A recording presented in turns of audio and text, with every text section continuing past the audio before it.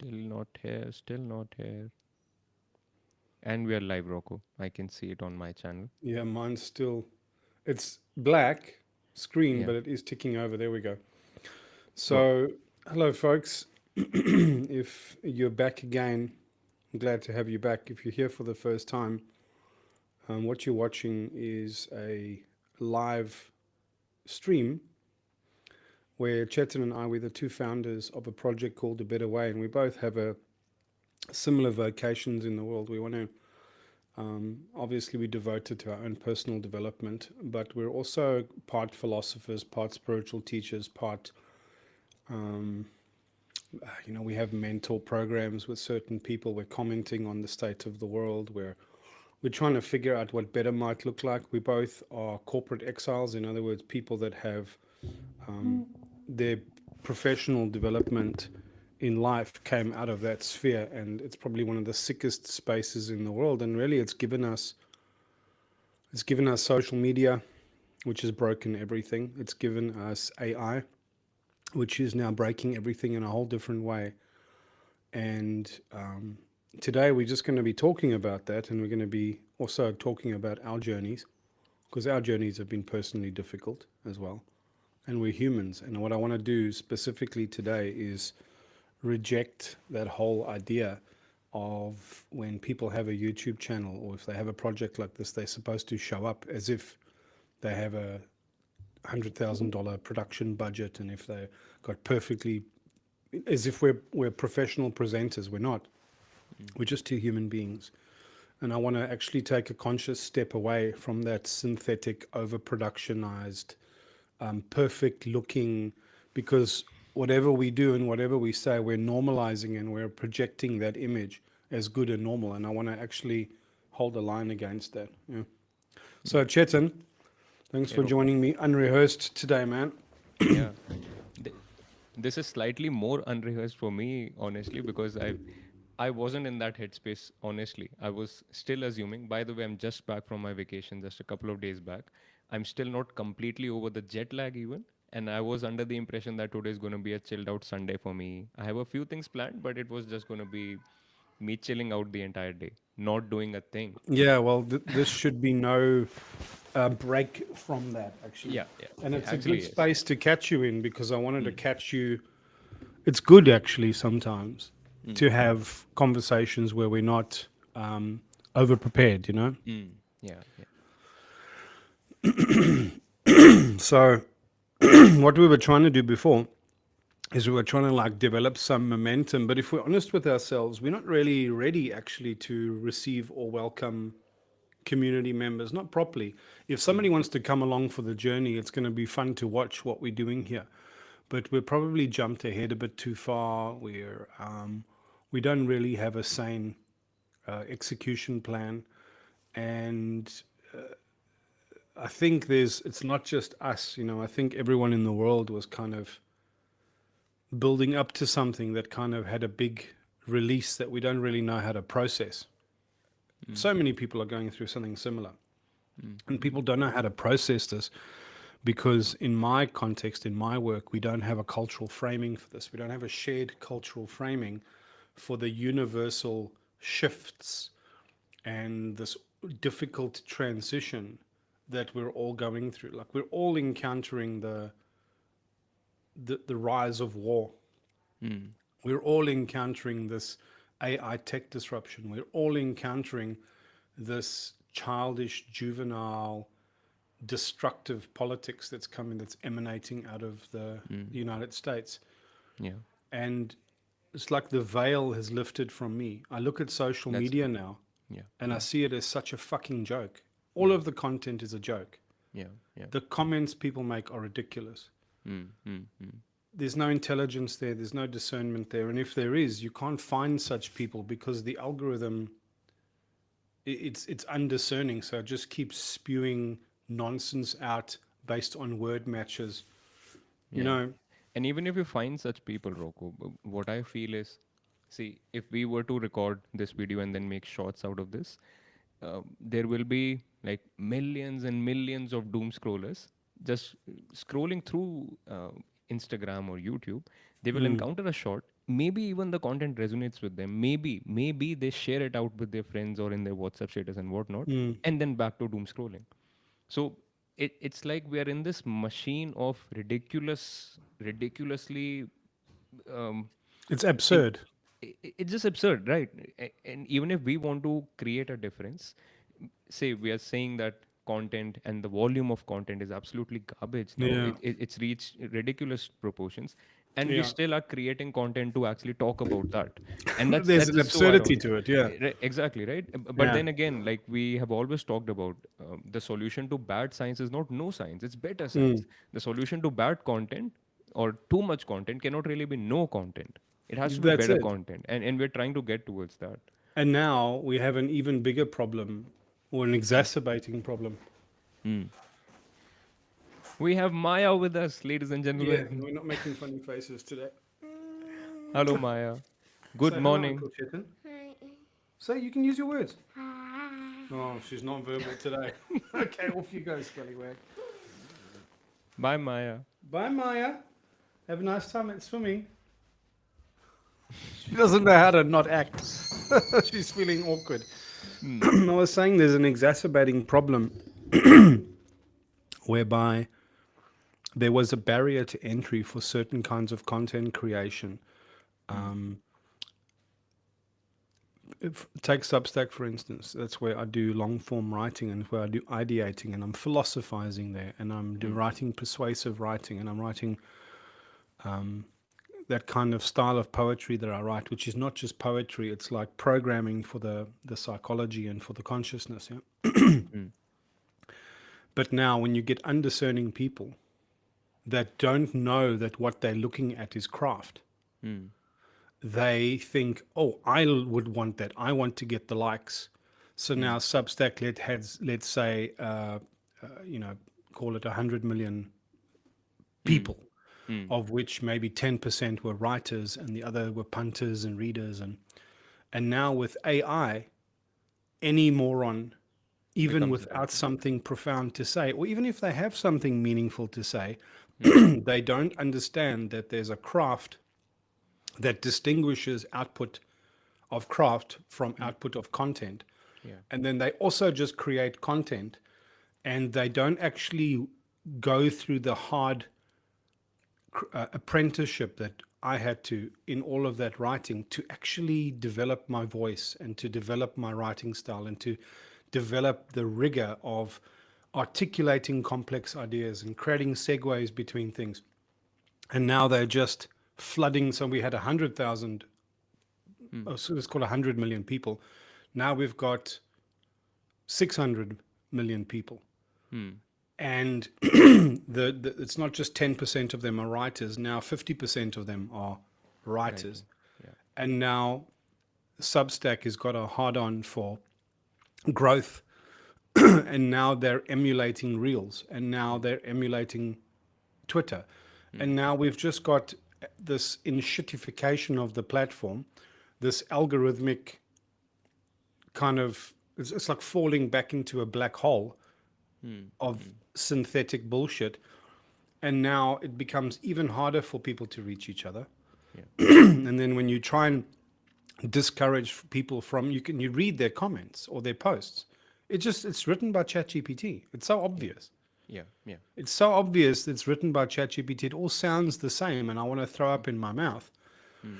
And then you say to them, hey man, like what you're saying sounds important. Don't you think this is better said in your own words? There's something that's lost here when you Hmm. use AI, but they're so fucking stupid in themselves that they've only got one dimensional answer for that, which is don't be afraid of AI. AI is just a tool. Hmm.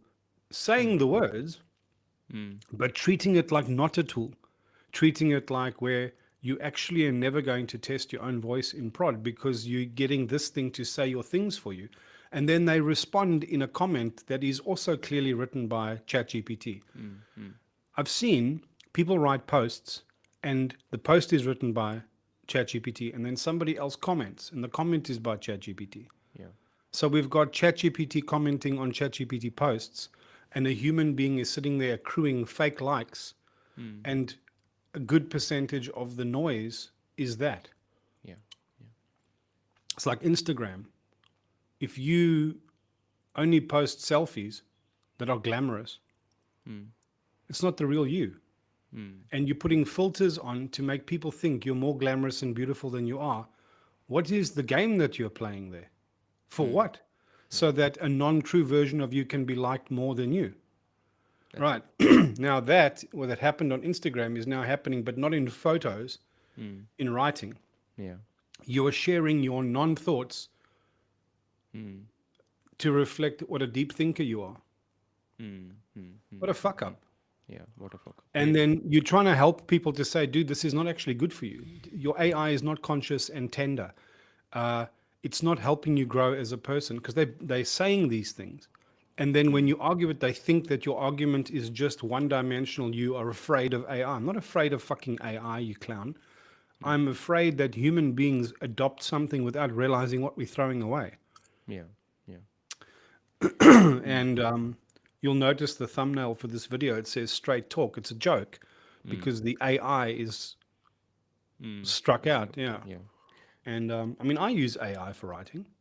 Yeah. Yeah. Who Of wants to course. write blurbs of a post Mm. Mm. or respond to long emails? Who cares? Mm. Mm. Mm.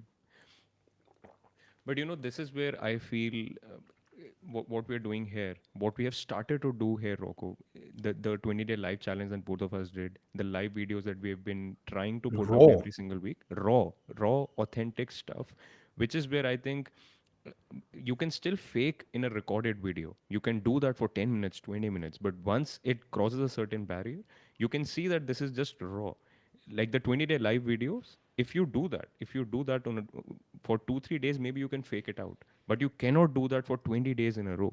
So No, that's what I realized, I think around day 17 or day 18, that dude, if I want to share my channel with someone and tell them, it's got if to they be like ask this. me, Yeah. exactly, right, if they ask Yeah. me what a better way is about, I'm going to tell them this is what we did in March 2025. Just watch these 20 videos, or at least a bunch of them, and you'll know what we stand for: Yeah. raw, unauthentic, Yeah. without AI, without glamour, without anything. Yeah. This is what we human beings are. And Mm. that's what I feel we need at this moment. In the age of everyone going AI, I think raw, authentic stuff will Is going to actually, be more appealing. Yeah. exactly, that's going to appeal to the soul. But that's it, right, do Roku. The catch there is that the soul is what is being degraded out, and like people don't even care about the soul anymore. It's They don't all, know to care they about it. don't know to. Yes, we are uninitiated even towards that Yeah. appreciation, right? Yeah. Yeah. Hmm. Anyway, Hmm. you're right. So that's the kind of spirit that we're meeting under today. That's the background energy of some of my work on Substack on YouTube at the moment is I want to challenge and counter that. Now you'll know, just to bring whoever cares up to speed about what's going on. So while you were away, I released a few things about the sacred game. Yeah. You've read this. It's a continuation Hmm. of an earlier piece where I wrote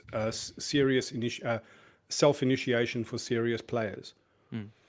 I'm introducing this idea, this revolutionary idea, evolutionary idea, that we are already all playing the game of life. Every day we're becoming something. We're going to get to the end of our lives and we would have become something. Now, it's a game in that there are rounds to this game. It's a game insofar as we take things very, very seriously, and we only realize afterwards that they weren't as real, or as we had these kind of childish synthetic framings to things. And we realize only after these periods of having our asses kicked karmically, we have like a karmic harvest. And when you look at the mess on the floor and you look at what you did bring in and you look at what you did lose, etc., you suddenly realize that you're going to have another round again. And you've watched that movie About Time that I told you about? About time.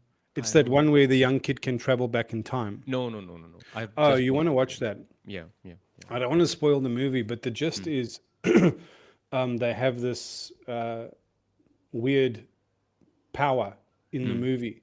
All the The all the men in the movie. sons of a certain family line, Hmm. Hmm. and it's not a sci-fi movie. Funny enough, Hmm. it's Hmm. just a little way of being able to paint a picture about things that are true in the world, that we can only live life forward, but we have to understand it backward. But even knowing that that Soren Kierkegaard quote is true makes us step more carefully into each day, knowing that you can almost apply a kind of forethought to every step you're going to take, to say at some point in time, the tracks that I'm laying down now, I'm going to have to ride them.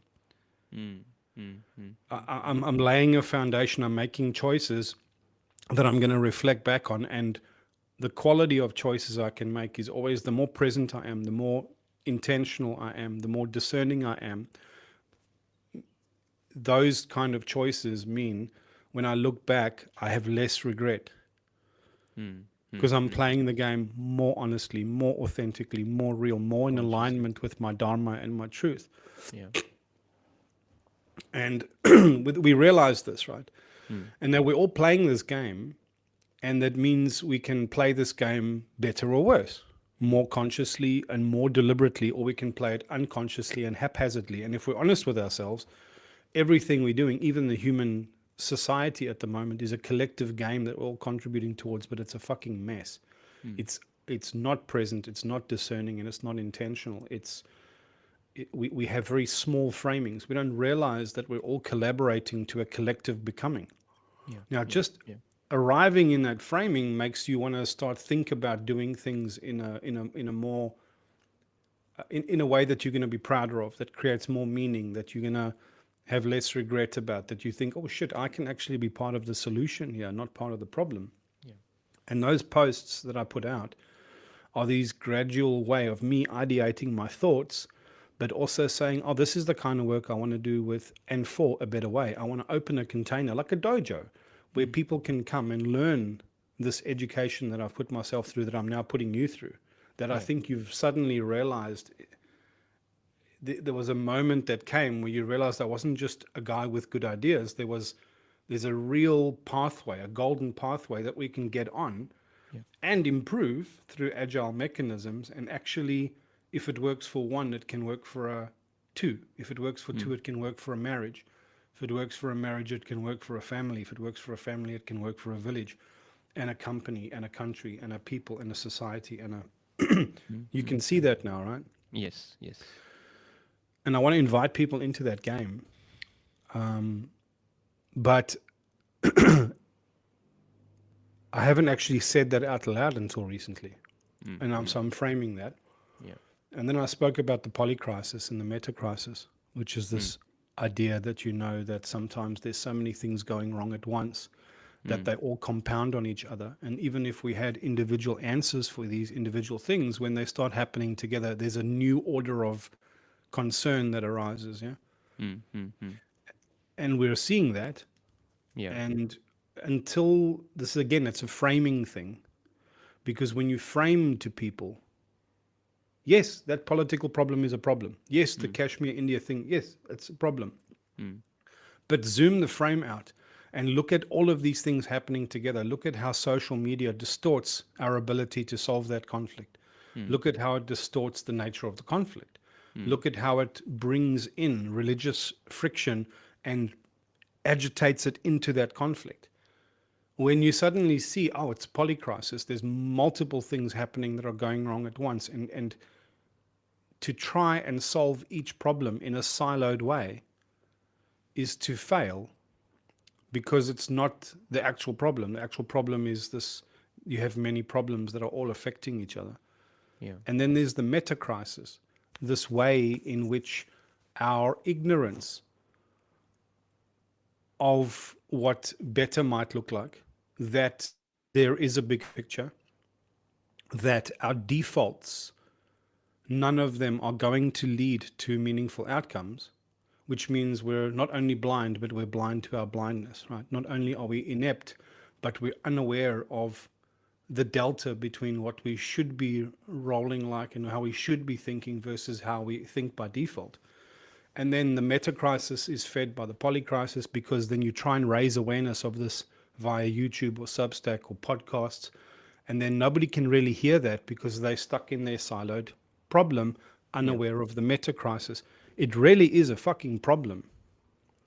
And So, it's the problem of our time, Rocco. Oh It's fuck, the dude. problem of our time. Yeah. I'll let you go on. I'll just add Mm. something there. I've had this discussion with a few friends lately because I've also started to realize that this is a real thing and it's a now thing. It's an unprecedented problem. We We're at haven't the had. edge now. We're at the edge now, right? And one of the responses to that was, like you say, the sky has always been falling. Dude, we have always had these kinds of problems. When we were kids, I'm a 90s kid. So when I was a kid, television had just come across in India, and there were parents, there were elders, the adults who were worried that television is going to spoil children. It's going to be bad for our They society. were right. They were right, right? They were right. And it's But not that there was no good in television, is that mm, none of us were mature or experienced enough to realize mm, how to balance that. yes, yes. And then the children looked at the adults and said, "Ah, they're so old fashioned, they don't know Mm, anything." And they mm, were right too. exactly, And the exactly. problem is we don't have that balance Mm. in That's the initiation and in societies where we've got some elders that are holding the line mm, and some progressive pioneering to adapt to change, and mm, that balanced by our mm, cultural cultural keepers and our philosophers. mm, That's mm, that mm, helm leadership model that I speak mm, about. Because if you mm, have that, you can handle this change. mm, But we don't have that, so we can't mm, handle the change. yeah. And the kids were right that the adults didn't understand, and the adults were right that the kids didn't understand. Mm, But mm, there's two problems there. The one is you're losing something that you want to preserve, and mm, the other one is that you need to adapt to change, because mm, that's emergence. mm, But emergence only works if you retain your coherence.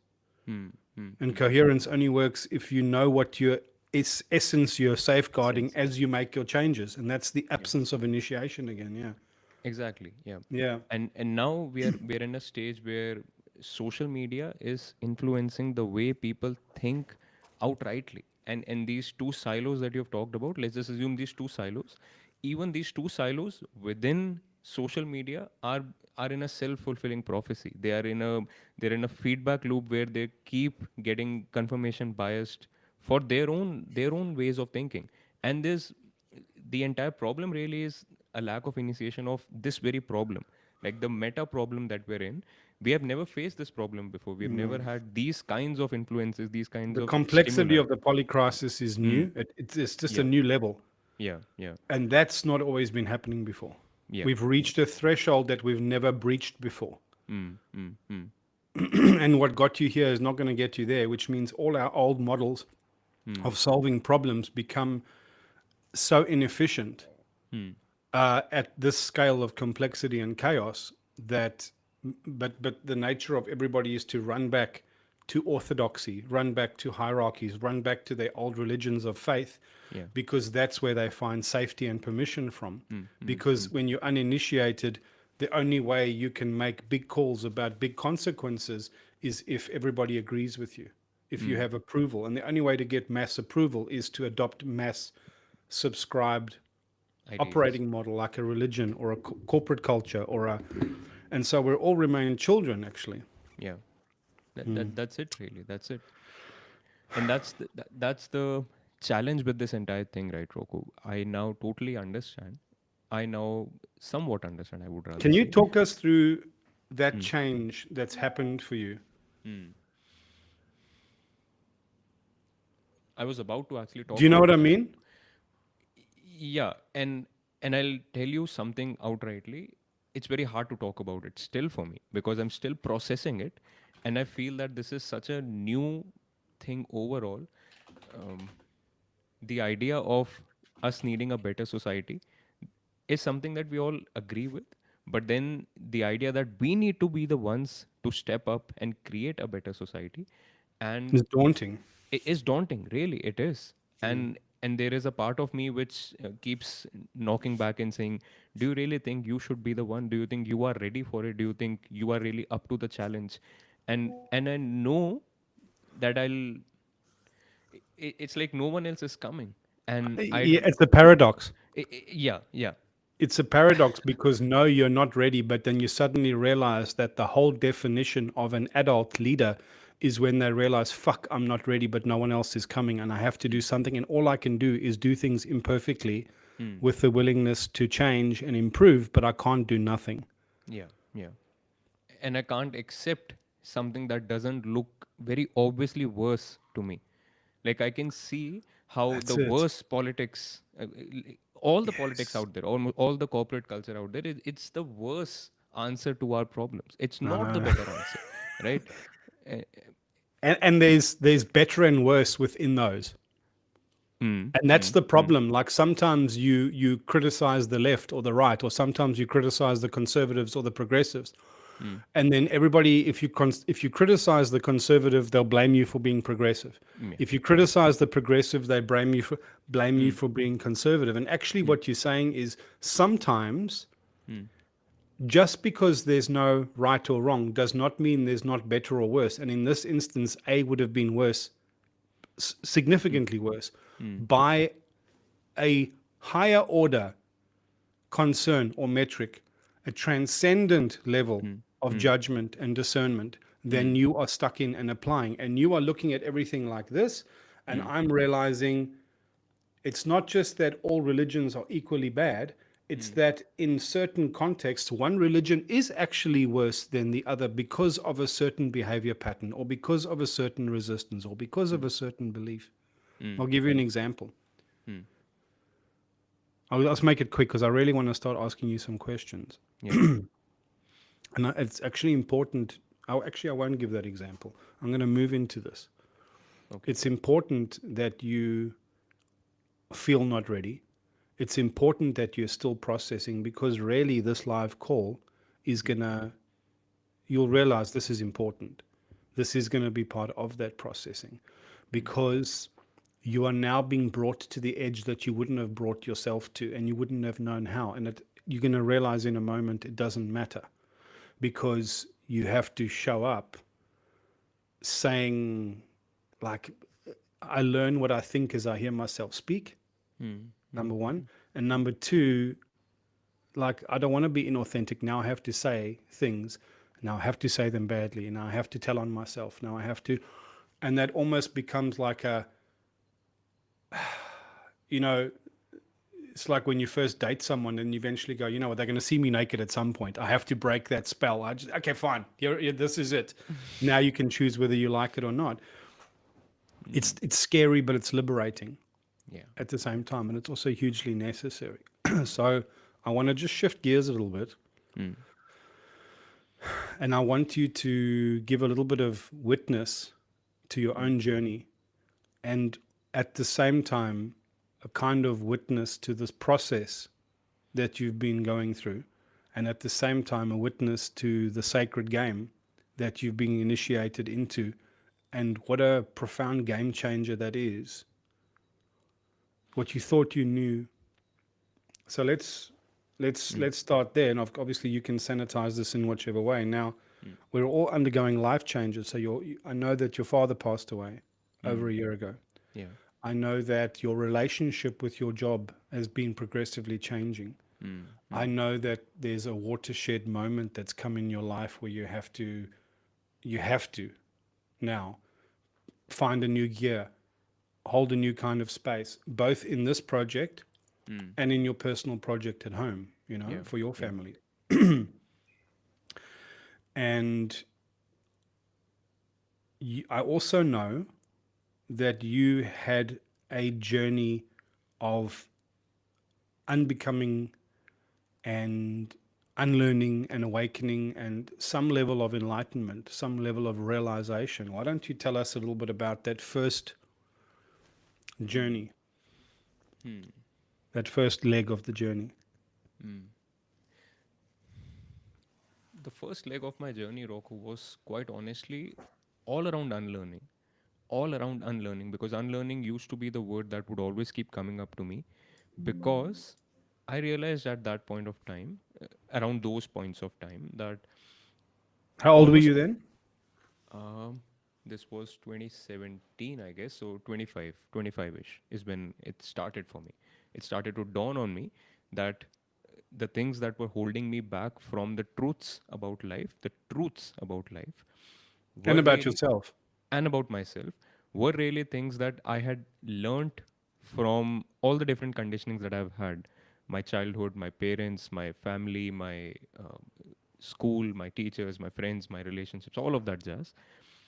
And I had realized that I had started to be cemented in a way of thinking about the world and my world, which was just flawed.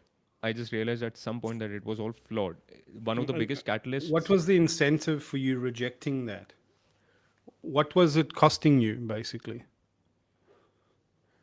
What was it um, making you become? What was it? Because there was a point where you became like emotionally almost or psychologically invested in committing to growing up. what was it? Oh shit! I don't want to die being a sheep in that machine, or was it? Oh my gosh! There's an inheritance that I belong to that I want to belong to that That is I'm being something that has denied. happened now, really. For me, at that point of time, um, the story in my mind about that uh, point in time, Chetan, is that I just suddenly realized how wrong I had been, how limited I had been. How And there's small? this, how small I had been, really.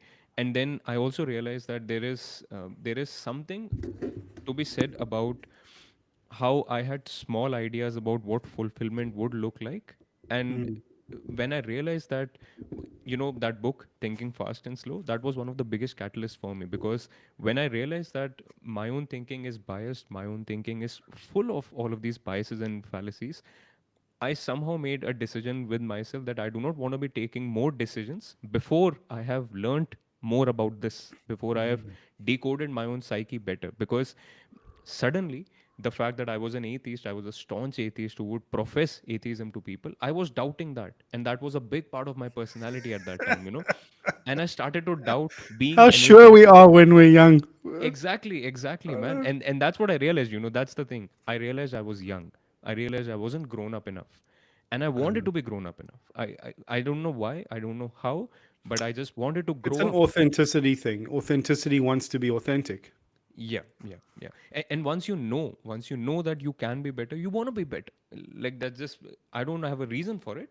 I just wanted to be better. I wanted to know more. I wanted to understand more. And Do you recognize that you assumed at the time that if you had that compulsion, others must have that too? of being better. Of that, like that commitment to self honesty and that commitment to, I don't want to bluff an attainment. I want to actually have some level of integrated attainment. True. But, And that's really something, one of the things that used to resonate a lot with me at that time, it still resonates with me, is the fact that I realized that I can only lift people up to my own level of consciousness. I cannot guide people beyond what I of understand. course, Of of course, course, right? like a And jiu-jitsu teacher, how are you going to teach somebody to be better at the game than you? than It's you are, right? impossible. Exactly, Mm. right? And that's when I realized that, dude, there is, it's not, I didn't have children. I wasn't even married at that point, but something clicked in me where I realized that I can be taking up more responsibility than I have right now. I will be taking up more responsibility than I have on my shoulders right now, and I need to level up. Because the moment you know You that, wanted to meet your calling that you felt was coming. yes, Right. that's it, really. Yeah. Okay. So and then at what Mm. point did you realize, and how long did it take you to realize that other people didn't have that kind of response? So the one response is to you feel a sense of shame that twinges you, and then it forces you. It's not forces you. You desire more authenticity. You desire more realness. You desire to liberate yourself from that small confusion. Mm. Mm. Some people don't. They want to. Their response is to pretend better. Yeah. Pretend better. Yeah. Now, when did you realize that the other people that you were, let's call it, competing with for airspace or airtime on, when was it, Instagram or Mm. podcast or whatever, is that you were playing one kind of game and almost everyone else is playing the other game? Um, I think there was. a time period before I actually started sharing all of these things.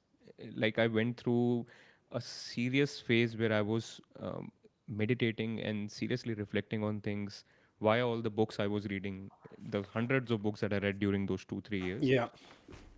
And after that, when I started to share my understanding with the world, let's say online, one of the key motivations for me was that the way I have changed, I would want other people to also change. I would, because that would lead to a better society, that would lead to children already knowing how they can be better from the start, right?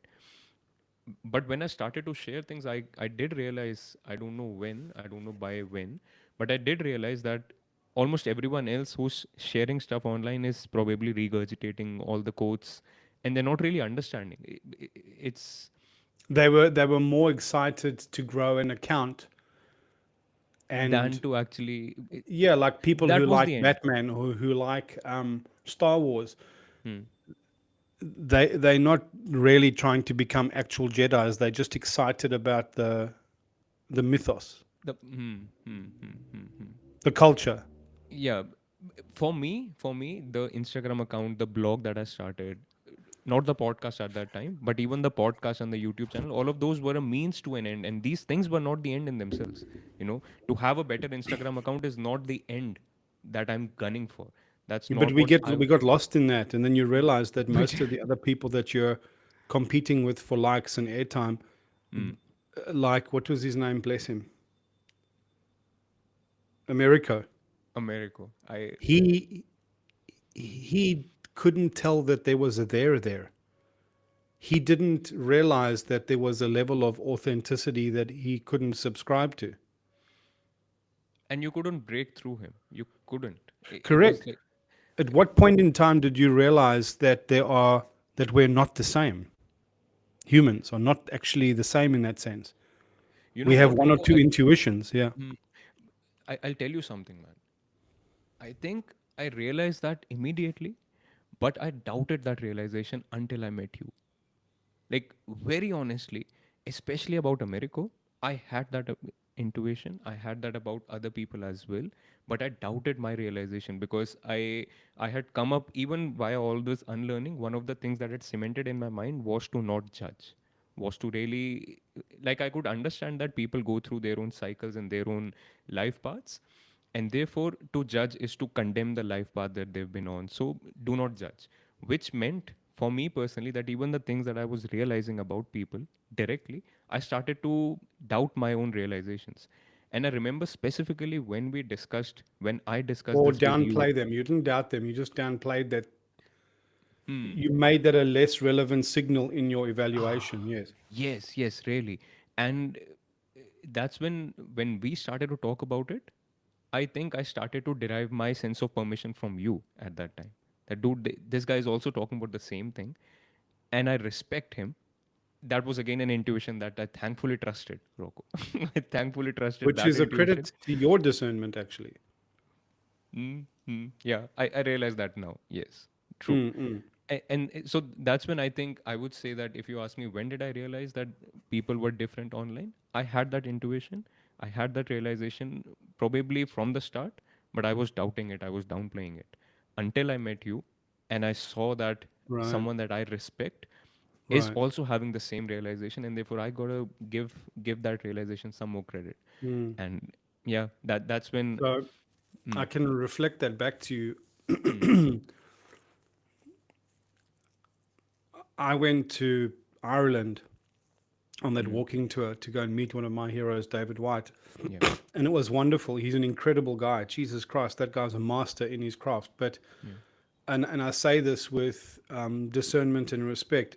He's a great soul, but he's not a good man, Mm, mm, okay. and he's not a bad man, Mm, mm, but he's okay. not like a model of leadership, of masculine leadership that I would ascribe to. I, but I could only tell that by connecting with his signal viscerally, like being in the same room as him. But there Mm, was a man who I met through him mm. that gave me the signal that I secretly wanted to get by going there. Wow. And the Wow. way I describe it is somebody naturally plays a chord, like on a sitar or a guitar, mm, and you can't play the chord, but mm, you can hum the one that they played. And mm, if you can hum it, you teach yourself to play it, and you can get closer and closer to the right sound because you know what the hum should sound like. But you can only mm, have gotten that if you hear them once playing the chord.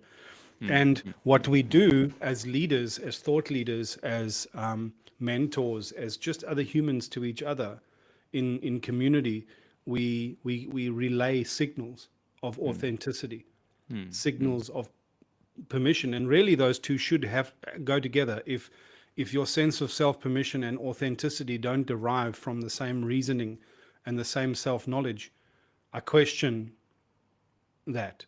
mm, mm, mm, And it's not just language, it's a lived example. I call it a signal. Some people relay a signal by just mm, how they are. yeah. And the thing that I brought to you was taking the word judgment, language, any Mm, language, and and not even unlearning, but almost looking into it to mm, see what the heart of it is, and to see that there's always a shadow and an exalted expression of everything, and yes, that yes. if you just throw the whole thing out, you remain small. But Mm, if you can tell what's wrong with judgment and then tell what's right with judgment, you can focus on the right, and you mm, can elevate that and mm, safeguard against that. And mm, now, what is the good thing? The good thing is discernment. mm, yeah. If you can't judge other people and say, I think that's wrong, okay, cool. First, have the courage to say, I think that that's wrong. Mm, I don't have to condemn them, but I can condemn the behavior. Now I must be curious. Now that I've given myself permission to do the wrong thing, I can now be curious about what is that in my shadow mm, that finds that is wrong. Let me first admit my truth. mm, mm, mm, Something puts me off about that. What is it? yeah. Now, if you can't admit that, you can't do the second thing. Mm, mm, mm, mm, mm, Yeah. mm, yeah. And I get and that. Mm, I realized that's why I say curiosity and self-permission are the two wings of the soul. mm, mm, Because how can you actually elevate yourself higher if you can't look at things from a transcendent perspective, and that you can't even look at your own judgment of something and mm, allow for it, and then be curious about that without moralizing or filtering it or shutting it down? Because how can you come to true self knowledge if you disallow your own voice? yeah. Yeah. That's it. That's it. Yeah. Mm, And, but that must be hard, because what was it that made you not categorize me as purely arrogant or purely egotistical? Because it seems that way.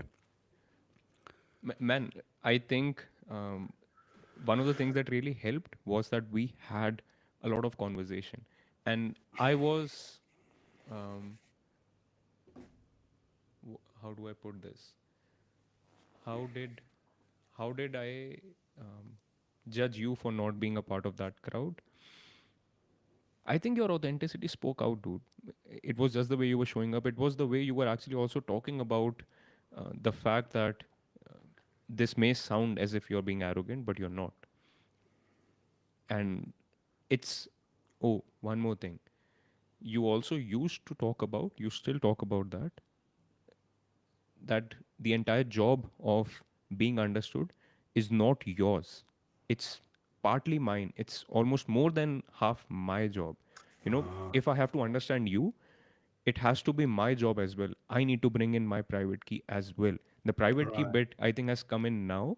But back in the day, also, you had talked about this a lot, where you would say that I had a the. quote that said, Mm, trying to be understood, it requires it's an enormous responsibility. mm, But trying to understand someone else is actually comparatively easier, because mm, there's all you have to do is just get out the way a little bit and make room and mm, be charitable towards anything that might be there. mm, mm, But if we leave the other person to do all the carrying of all of that responsibility, all that effort, mm, how what happens then? mm, What happens if that person actually has the answer that we need, a meaningful answer that can change our thoughts, our life, our consciousness, unlock something for us? mm, But we are just half listening to shut down, or Yeah. we prejudging them, and we say we Prejudging. don't judge, but that is what real judgment is. It's Yeah. you're deciding the truth of someone else before you've really given them a chance to listen. Yeah. You know. Yeah. Yeah. Yeah. So I think that is something I'll say. And also, Rocco, from not just the deep interactions we had, the initial interactions also, the kinds of comments that you would leave on my posts, the kind of posts that you would have back then, I could see that they were different, man. I could see that the level of conversation that you were having was different than the level of conversation that quotes from other authors. There's only so much you can say in someone else's words, right? There's only so much you can just keep talking about someone else's quotes and just sharing your commentary on it. Nothing else. Mm, That's almost everything that everyone else was doing. Sharing quotes from someone else and a little bit of commentary, mm, and you weren't that at all. You weren't that no, at all. no. And that really did stand out for me. Mm. Ask me something So else also, Rocco. Ask me yeah, something deeper. Yeah, go on. go for it. No, no, go on. I mean, I want to have some question to anchor my answer to. I'm sort Oh, of you interested like in the that answer. questions. You're liking the Yeah, questions. Okay. yeah, yeah. Mm, So the other question I wanted to ask you is, how hard was it? Because I wrote that piece that said, the longer I go in my journey of struggle and overcoming, is I always realize it's not an ordeal that I'm overcoming. It's always myself. yeah, It's yeah, always yeah. ourselves that we're Yes. overcoming. And so Yeah. the one thing you had done that was uh, it was noble, it was wise, it was prudent, it was well executed, it was a good thing, right? It Mm, was a personal accomplishment, was the unlearning. yeah. Yeah. But then inadvertently you made an identity out of unlearning. Yes. And the hardest part was realizing that that was keeping you small. Mm, Now, mm, how do you take the most precious thing that you've built? No one else mm, gave that to you, that you mm, built. mm, And now mm. you must walk up to the sacrificial fire, and you must take that whole prize and you must put it on the flames and give away the every last thing Yeah. that you could have said, I fucking did that. Mm. Man, that has probably been amongst the hardest things I've had to do. But one of the things that has stood out for me was really um, a very recent meditation I had, a very recent meditation session that I sat with. Mm. Um, I was undergoing this very question of walking the ledge and letting go of everything else that I stand for, everything that I've built myself to stand for, and Not your um, integrity, not your values, yeah, your identity. the identity. Yes, Yes. the identity of someone who talks about unlearning, the identity of someone who, you know, when I had gone through all of that change, I was in a mind space where I understood that this is the final leg of the hurdle. The hurdles never really end, but just to realize that the hurdles never really end is the enlightenment, is everything that you can attain. You will keep attaining more things also, but this is it. I can now talk about enlightenment. I can now talk about everything, everything under the sun. And to realize that that was also a small way of talking about it was hard, is still hard. But then one of the key things that turned up for me was that if everything that I've learned and I've unlearned and I've come up to so far, all the realizations, if they are meant to be of any value, they will stand the test of this sacrifice too.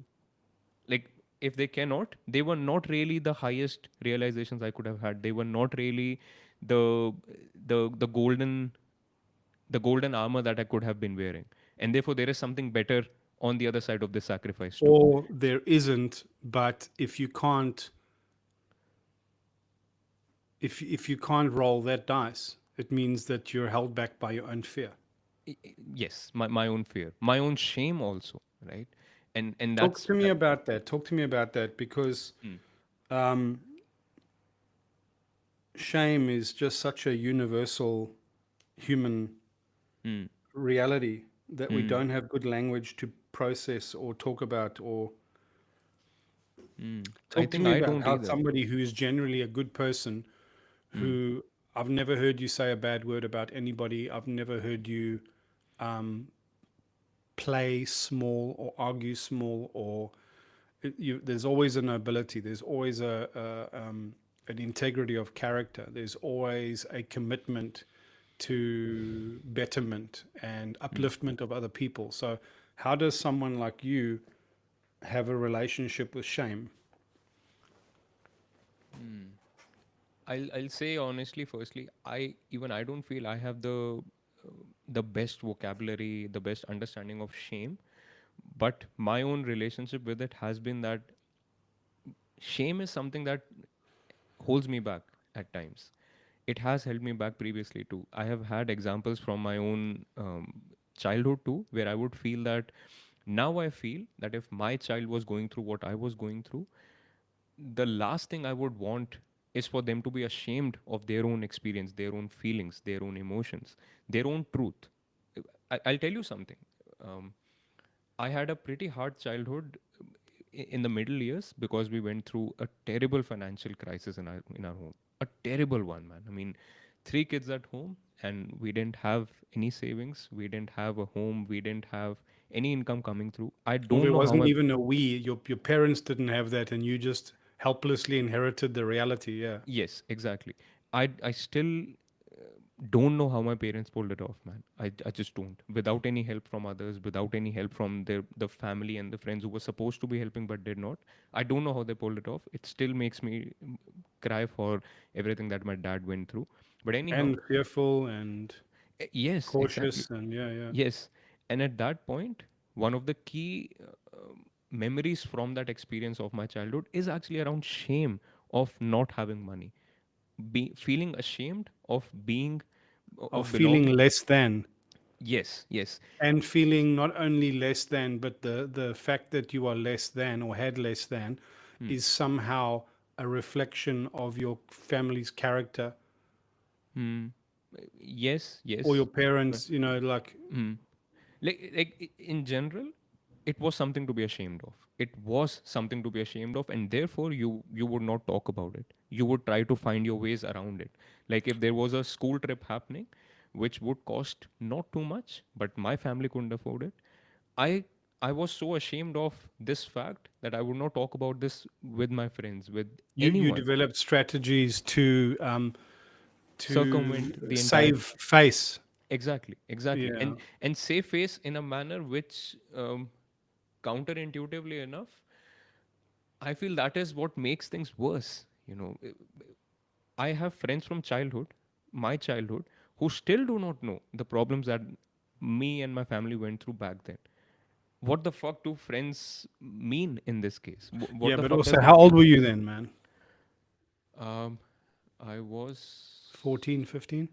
less than that, dude. I was 10. Started when I Yeah, was but around 10 years old. 10-year-old friends can't handle that shit. They True, true, yeah. But, you know If we what? had all lived in an initiated society, Mm, that would have we maybe. just wouldn't allow for that. Yeah.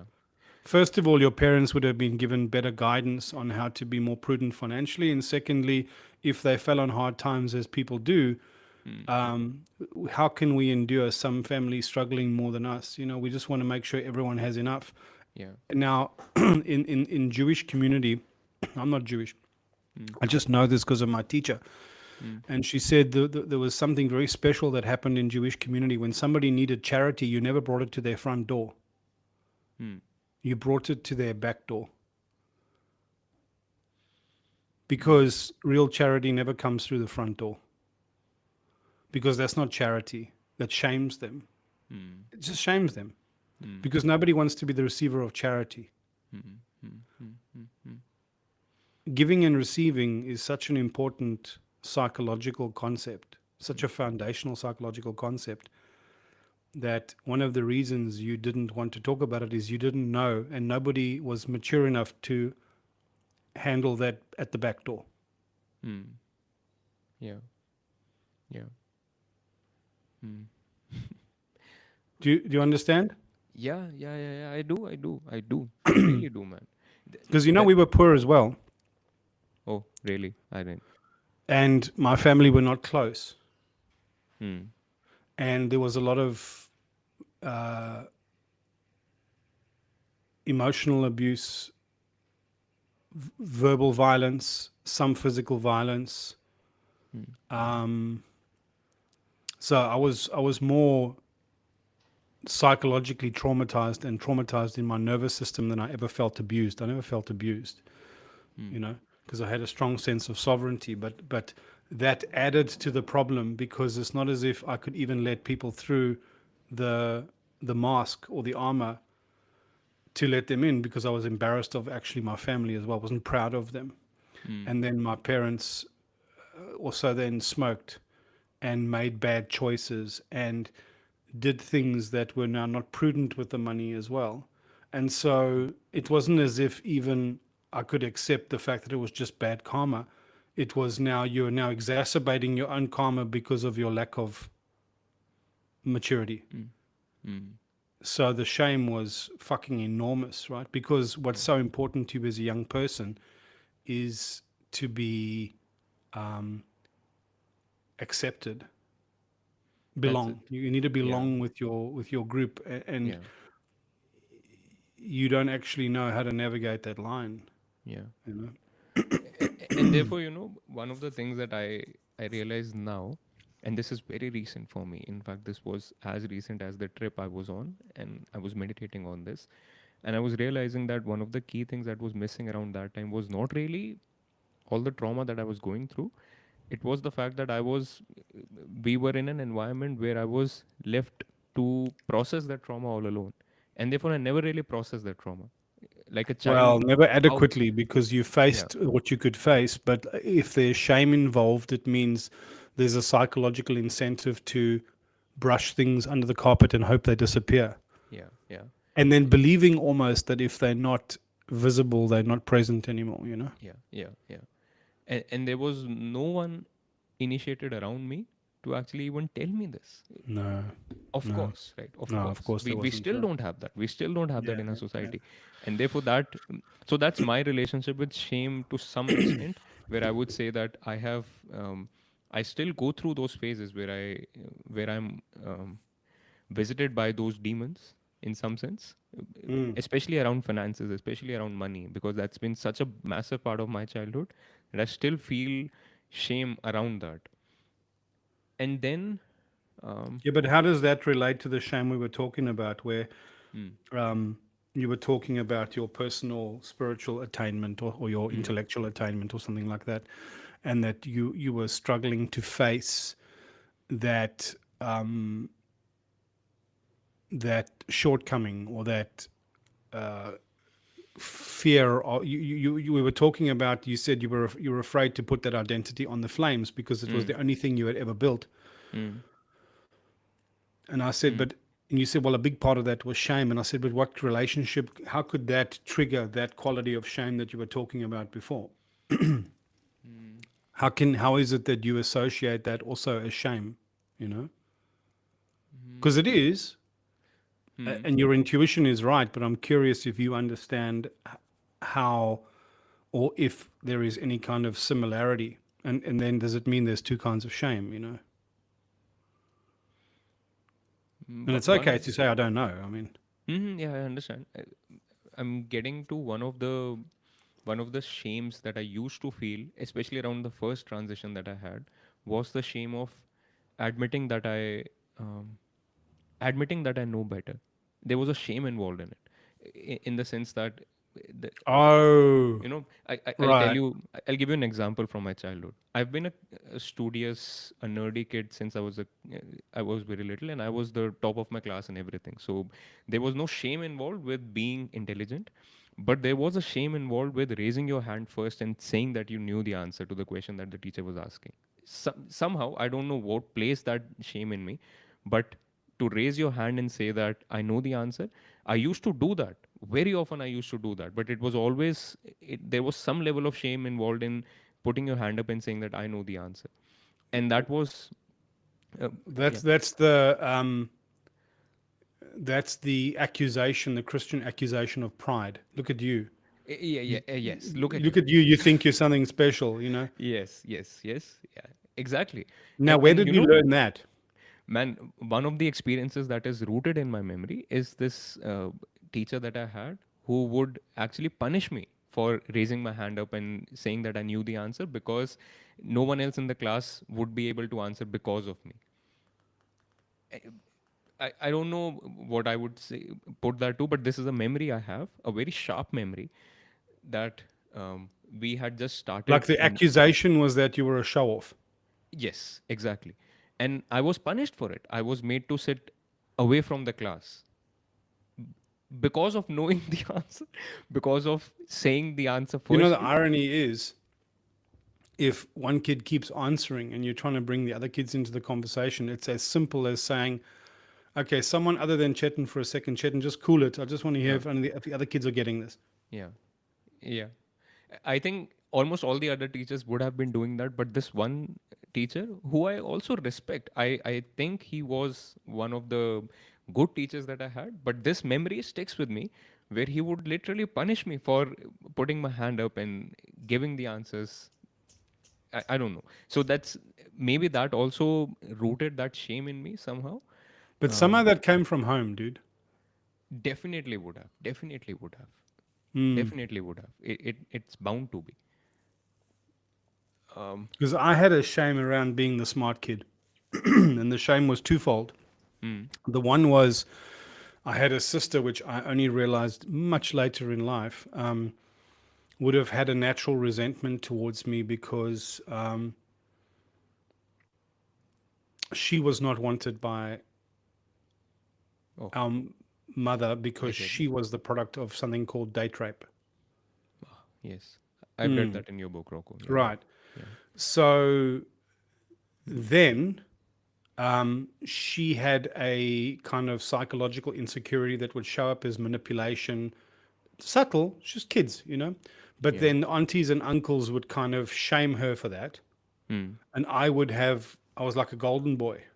mm, That wounded her. And I was aware of that wounding. And so I rejected the praise yeah. because I didn't think it was skillful. I thought it was, I don't care how well meaning it is. All that it's doing now is causing strife between me and my sister. How is it that you adults are not noticing this? Number one.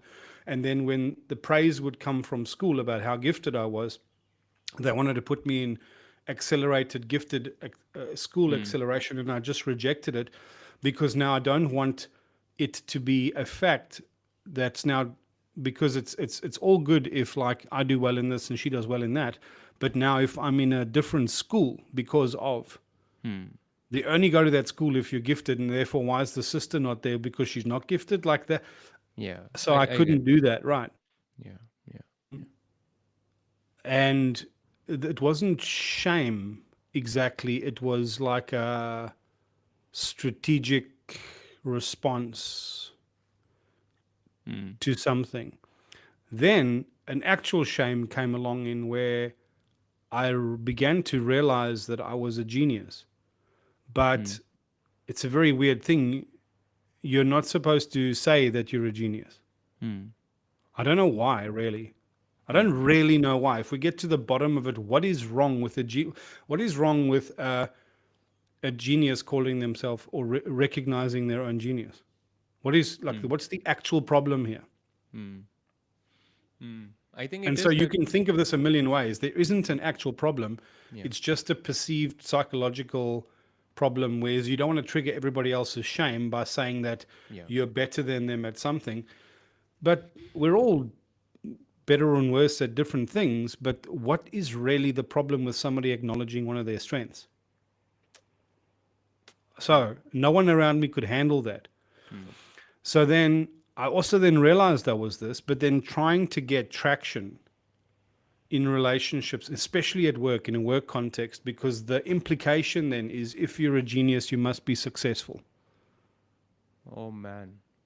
And Yes. so now, because I had this problem where no one around me is mature enough to just talk turkey or solve problems or be straightforward or honest or intellectually honest, I would I would hornlock with people. I would challenge leaders and I would challenge so called experts, but not because I was a contrarian, but because I was neurodivergent. I was autistic. I just said, no, that's wrong.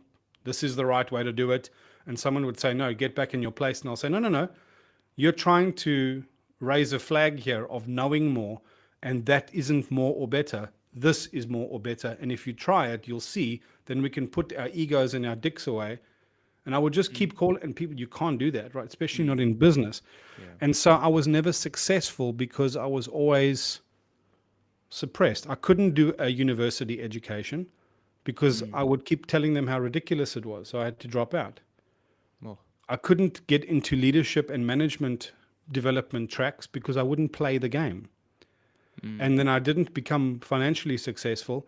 So then I had a shame about what am I doing with my gifts? Nothing. I'm ashamed.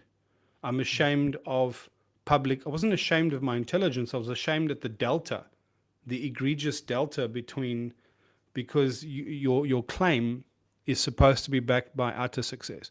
Yeah. So I can understand the relationship between me and my shame, but Mm. yeah.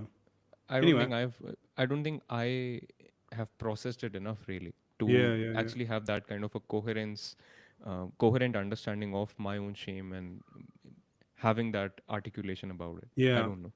I'll Yeah. give you the shortcut into one of the reflections you can do. It's Hmm. realizing that if you had created a circumstance or an environment Hmm. that you would want for like your own child or your best friend, you have to admit that the conditions that you were subjected to as teachers, the way that people wielded power and authority over you was abusive. It was Hmm. neglectful. It was unkind. It was bad leadership, right? And Hmm. then you're forced to subscribe to that to get your needs met. Hmm. Hmm. And in subscribing to their model of authority to get your needs met, you actually sell yourself out. Hmm. And it's in that selling yourself out with you have to actually reject their model and say, I am bigger than your model. I am higher than your authority. That's a big claim to make. And as soon as you make that claim, now people can point at you and say, oh, you see, I knew it. He's arrogant. And but now you have to wear that culpability of arrogance and not care. Hmm. And not care like it doesn't affect you, but you can't let the affecting of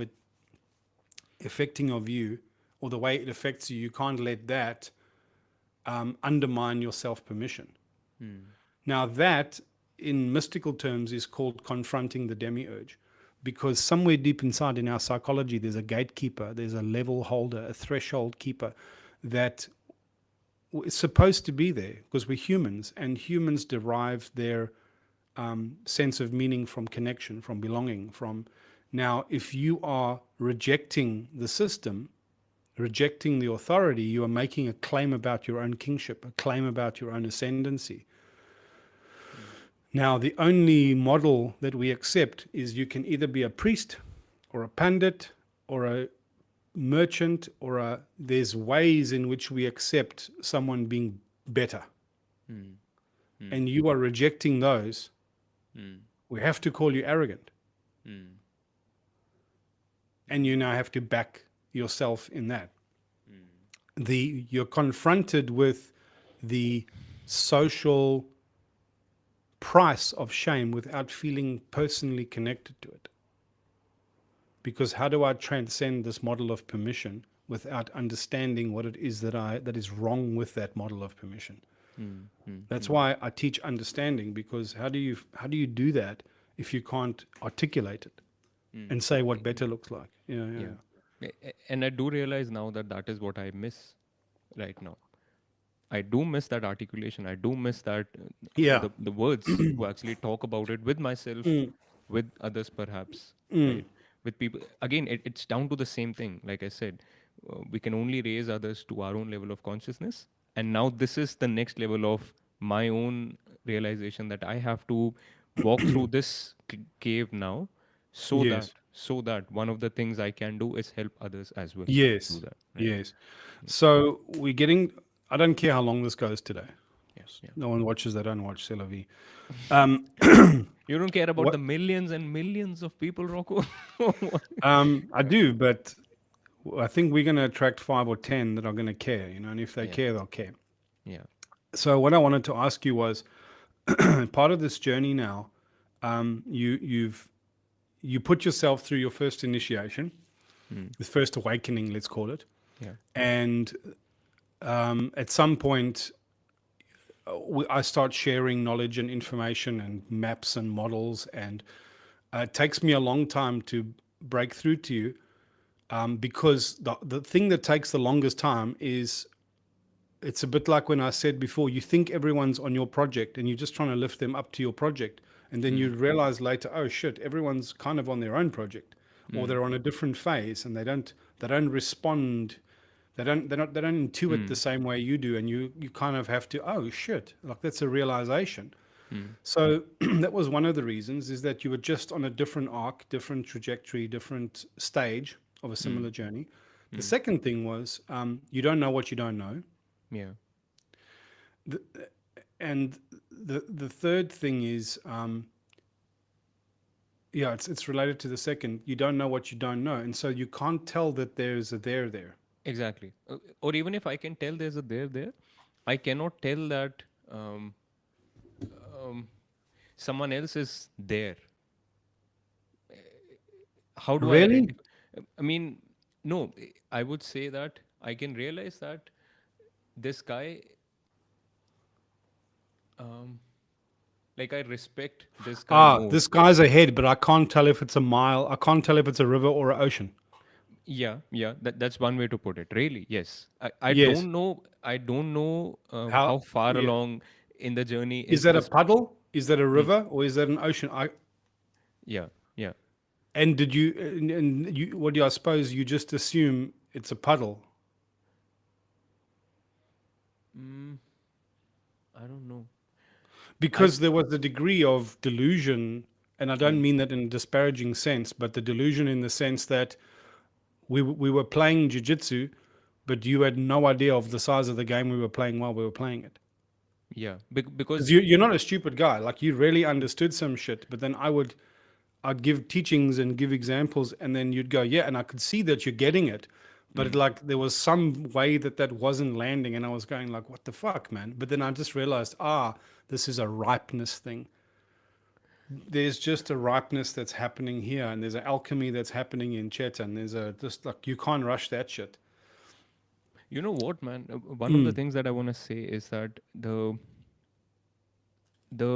non-dual project and the Advait Vedant project that had me hooked, that has me hooked, that I derived a lot of my understandings from, is in some sense such a overarching, exhaustive project that you can almost take up anything that anyone has to say and look at it from this lens and just absorb it into it, and you still feel that the non-dual project is the highest level of attainment because everything gets absorbed within it. Everything, Wow, right? that's it, huh?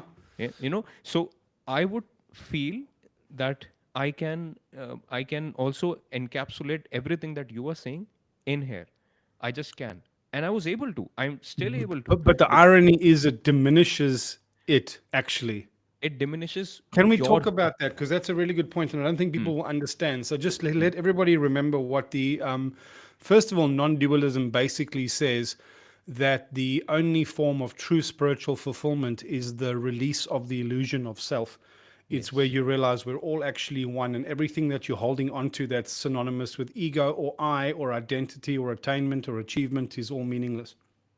Yes, or Right. meaningful only to a certain degree, and Yeah. after that, the highest realization would be the highest fulfillment or meaning would be only achieved if you let go of that self, if Correct. if you dissolve it, Transcend.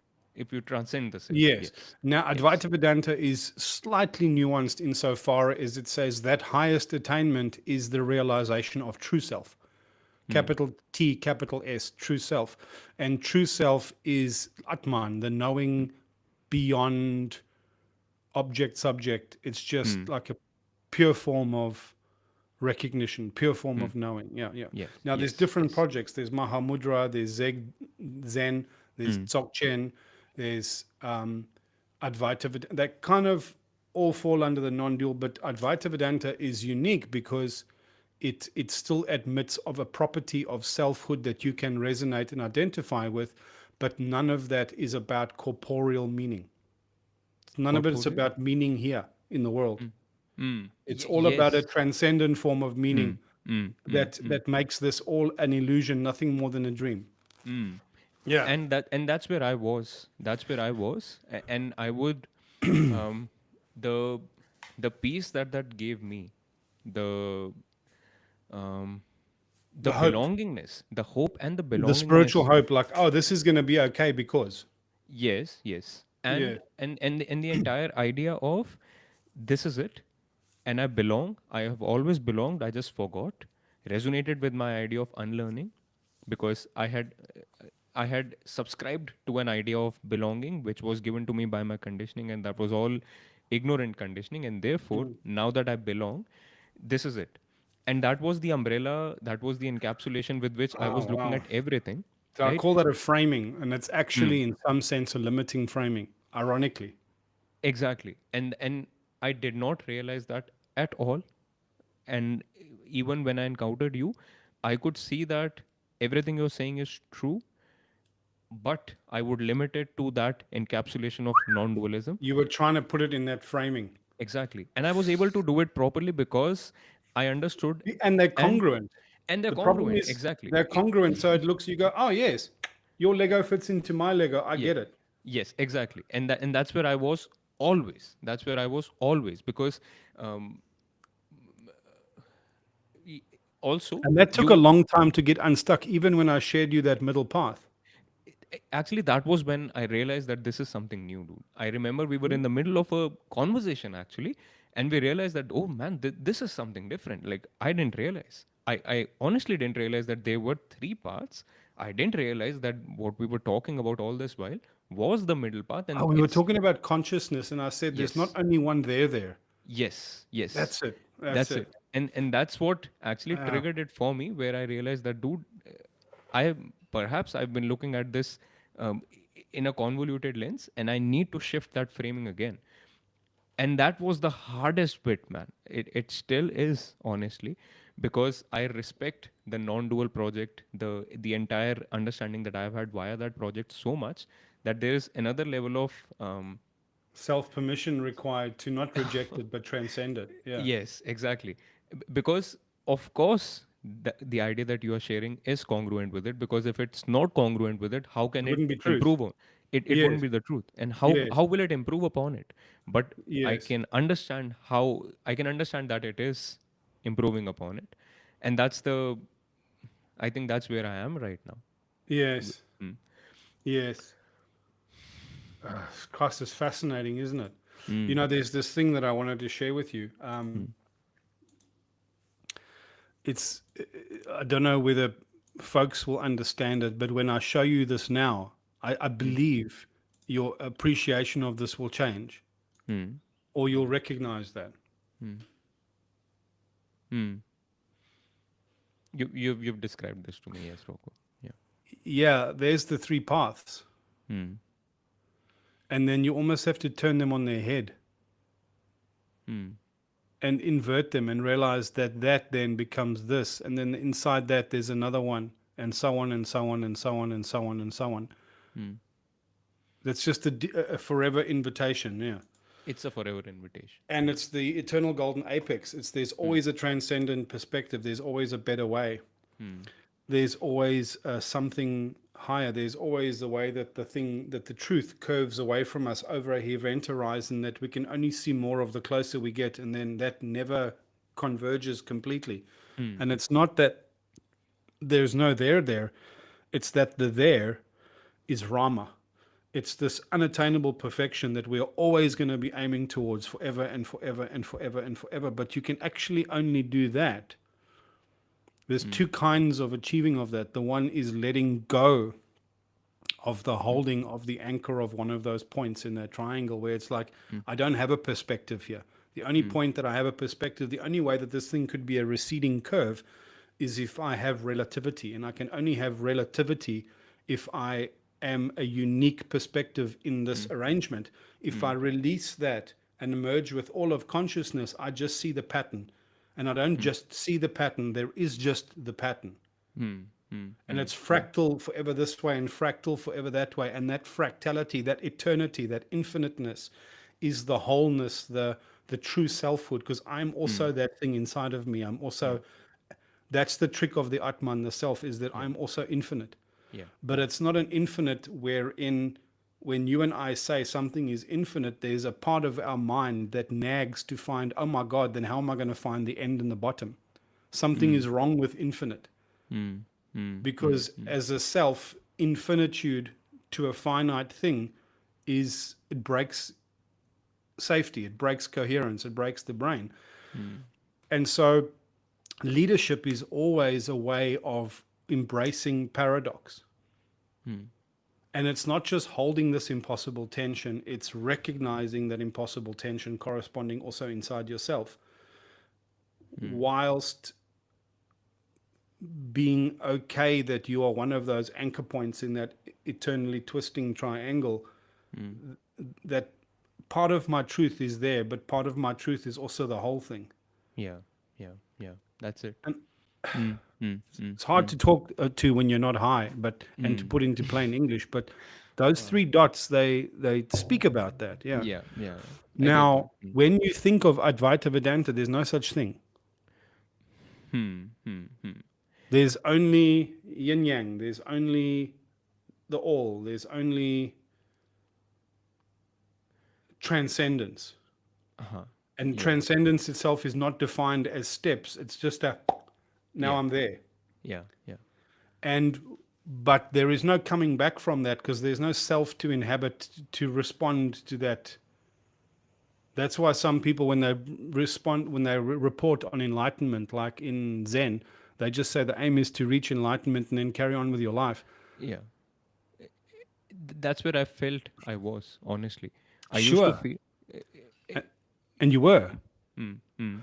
but um, the irony is you can't actualize from that place. Hmm. You can't. For me personally, I used to always keep feeling, and I still keep feeling. You remember that meme of a little girl who's sitting on a swing? She's swinging by very happily on that swing, and there's a house burning in the background. And she says, Eh, "This is fine."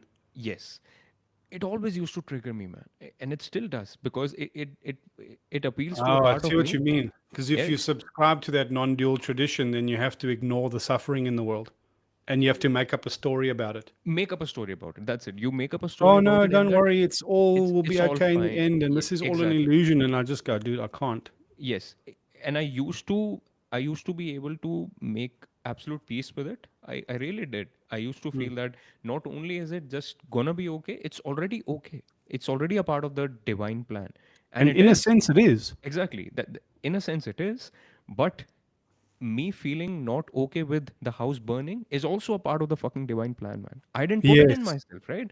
yes, And if I'm feeling that I want to put out the fire, perhaps that is how the fire is always put out. That's how the Moanas and the what was the name of that guy, exactly. right? That's That how the that's heroes step up and do exactly. heroic things because they Yeah. feel called to respond. Exactly, right? And that's also Mm. part of the divine plan. And to ignore that is to ignore the divine plan then. And that was the paradox that I feel that was the next cave that I have to cross out of, that I'm still navigating through. And that's the actualization project, really. Because if that is not the actualization that our soul is after, what is? Is it really just to um, get richer and have more luxury in life? It's going to be a part of it, of course, because you want to lead a comfortable life, but you want to have more meaning and more uniqueness and more purpose, more a higher purpose, a higher achievement to your actualization project. You want to ascribe to the biggest project that you want to ascribe to, that you can ascribe to. And that's where I am right now. I feel that what we are building in a better way is really the biggest project that I can think of. I still don't know how we'll actualize it. I still don't know how I will contribute to the project, but fuck man, I want to figure that out. If Yeah, there's yeah, yeah. right. So to Mm, that end, I suppose here's the question for you now: mm, is um, people will be listening and they will not know. Like, let me just speak frankly here, mm, in a way that I haven't even done so before. I'm stuck believing. I'm stuck believing this. Like I don't walk around with my like, look at me, look at me. Like I'm stuck with this reality, this perspective, this understanding that there are no men like me. There are no messengers, and if they are, I don't know how to find them. But when I do find them, they will sound a lot like this. They will say the same things. They will care about the same things. And I've heard these inklings in people. But the problem is a lot of people lack the self permission, or they don't want to judge, or they don't want to look at something as beautiful as Buddhism or Taoism or any of the isms and say Mm. that there is a limit there. Yeah. They don't Yeah. have the courage to say that. And I'm not saying it because I'm a contrarian. I'm saying it because I'm looking at that and I'm realizing a case of someone like you, and I'm realizing we are not going to get through this. The house is not going to get put out of being on fire Mm. through thinking that someone else is coming, or that the great Tao will just, it's all going to be okay in the end. And there's an apathy to that. That There's an if we apathy. don't Yeah. wake up from that apathy and we don't transcend our current models of permission and wisdom, even if we don't realize that there's limits to these things, what did we think they were going to be forever? It's insane. Mm. So I'm realizing now that I'm in a unique position to offer philosophy, pointing of the way, safeguarding of the way, transmission of the way. And the biggest problem is that it doesn't suit the project me promoting myself. It needs to be promoted by testimony from someone like you. So what I'm looking for, not selfishly, but just pragmatically, this is what the project needs. The project needs you to describe how big you thought the game was, how Mm. enormous you realize the game is now, Mm. how nothing of meaning was lost, but meaning was deepened, how you read all of my books and all of my work and you understood it, but it's almost like there wasn't a depth enough in your resonance chamber inside your guitar that when Mm. that chord was played, there was, your cup was like this, and now it's like this. Mm.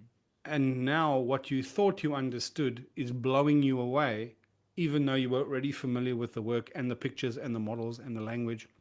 Mm. And that now you've actually put your hand up and said, shit, I actually need a proper education here. I actually need to formalize my education, without which I can't even really play this game. Like I'm still an amateur almost until I get this education under my belt. Mm. Mm. Mm. Mm. Mm. I think that needs to be a part of your video journey going forward. It can't be me prompting you, but if people don't get that, Mm. there's something not just exceptional, but exceptional and profoundly necessary. And we're not going to get another chance at this. Or even if we are, what are you splitting hairs about? I realize that, Rocco. Yeah. Like, fuck, if this isn't what the end game looks like, how must it get now before your concerns about what a teacher or a guru should look like? And then also, if you think, like, this is my argument, we're never going to get another Jesus, we're never going to get another Buddha. We're going to get other kinds of solutions that are adaptable to this time. I'm part of that solution. I don't know how many other people are part of that solution, but I can't wait around to find out. And I have to act as imperfect as I am, like maybe those other ones are waiting for me to give them the signal or call them or ask them to come and help, or I don't know. I don't know. Mm. But I'm not perfect. I'm not an enlightened Buddha. I don't have infinite stillness and gentleness. I'm not that guy. I'm a man who, I'm a human fucking being who understands shit. And I understand it so well that if you take the time to understand it, we can fix all of this. That's it. It's an important message for mankind, and I need help, and it needs to be taken seriously. And the biggest problem that you've got, you and a million other people, and I don't just mean you, Chetan, like you got through that problem, was that we've got such a bug up our asses about somebody who's a guru or a teacher or some form of like world messenger they now need to also be a perfect soul. Hmm. I'm not a perfect soul. I'm not going to pretend to be. I don't like the idea of it. I don't want to be on a pedestal. I just couldn't care less. But we need to grow up out of the idea that people with excellent ideas need to be superhuman people. Hmm. Hmm. Now, I don't know how to talk about that massive delta between what people expect and the value of my gift, because they're never going to meet. Hmm. And the problem is you. The reason people needed to be perfect, and Jesus needed to be perfect, or Buddha needed to be perfect, or JK needed to be infinitely gentle and non prescriptive, was that's the only way people could subscribe to that if there was no shadow of an ego there. Hmm. But the thing is, I'm not trying to get us to kill our egos. I'm trying to That. get us to heal and mature our egos, because you actually need an ego. You need to be a real person in this world. Hmm. If you want to be an elder, a spiritual elder in your village, in your family, when the wrong thing happens, you need to have teeth. You need to be able to have some flex and muscle and sinew to say, no, I'm standing against it. How can Yeah. you do that without an ego? Yeah. Yeah. Right. A village needs to have an ego. They need to have a sense of identity. They need to care about being a self that continues. How Hmm. can you do that without an ego? Right. We need to outgrow that limitation of project. Hmm. And I don't know what the perfect way is, but I know that I can't talk about it. I You think we know? made some progress today, though, Rocco. No, 100%. I don't. Yeah. This is not an argument against Hmm. that. This is. Hmm. It's becoming clear to me that this is now a necessity. Yeah. I, and I'm with Yeah. you on that, Rocco. I'm Yeah. with Yeah. you Yeah. on that, right? Yeah. Yeah. And there is one level of, again, shame is a word that's coming up for me. There is Reluctance. reluctance, definitely, dude. I think that's a better word. A reluctance to, again, putting putting my identity, the one that I had built for myself, putting it on the sacrificial fire again, and with that understanding of if it was worth anything at all, it has to Endure that level of sacrifice. yes, yes, Surrender. That level of surrender. Yeah. that level of surrender. Yeah. Hmm. Hmm. I think we made that bit about how non-duality, even though it was the the best thing that happened to me, it was also the most limiting thing that was keeping me still small in this very cave, and I wasn't really It's able going to be to. very hard for a lot of people to face. Yeah, Is that yeah. such a beautiful answer? And the thing is, it doesn't make that answer not true. What I'm saying is there's two kinds of souls in this world. Hmm. One kind of soul, its dharmic fulfillment is that. Yeah. So you must imagine this is all a battery, and some of the particles, the ions, are going to go to the negative terminal, and some of them to the positive terminal.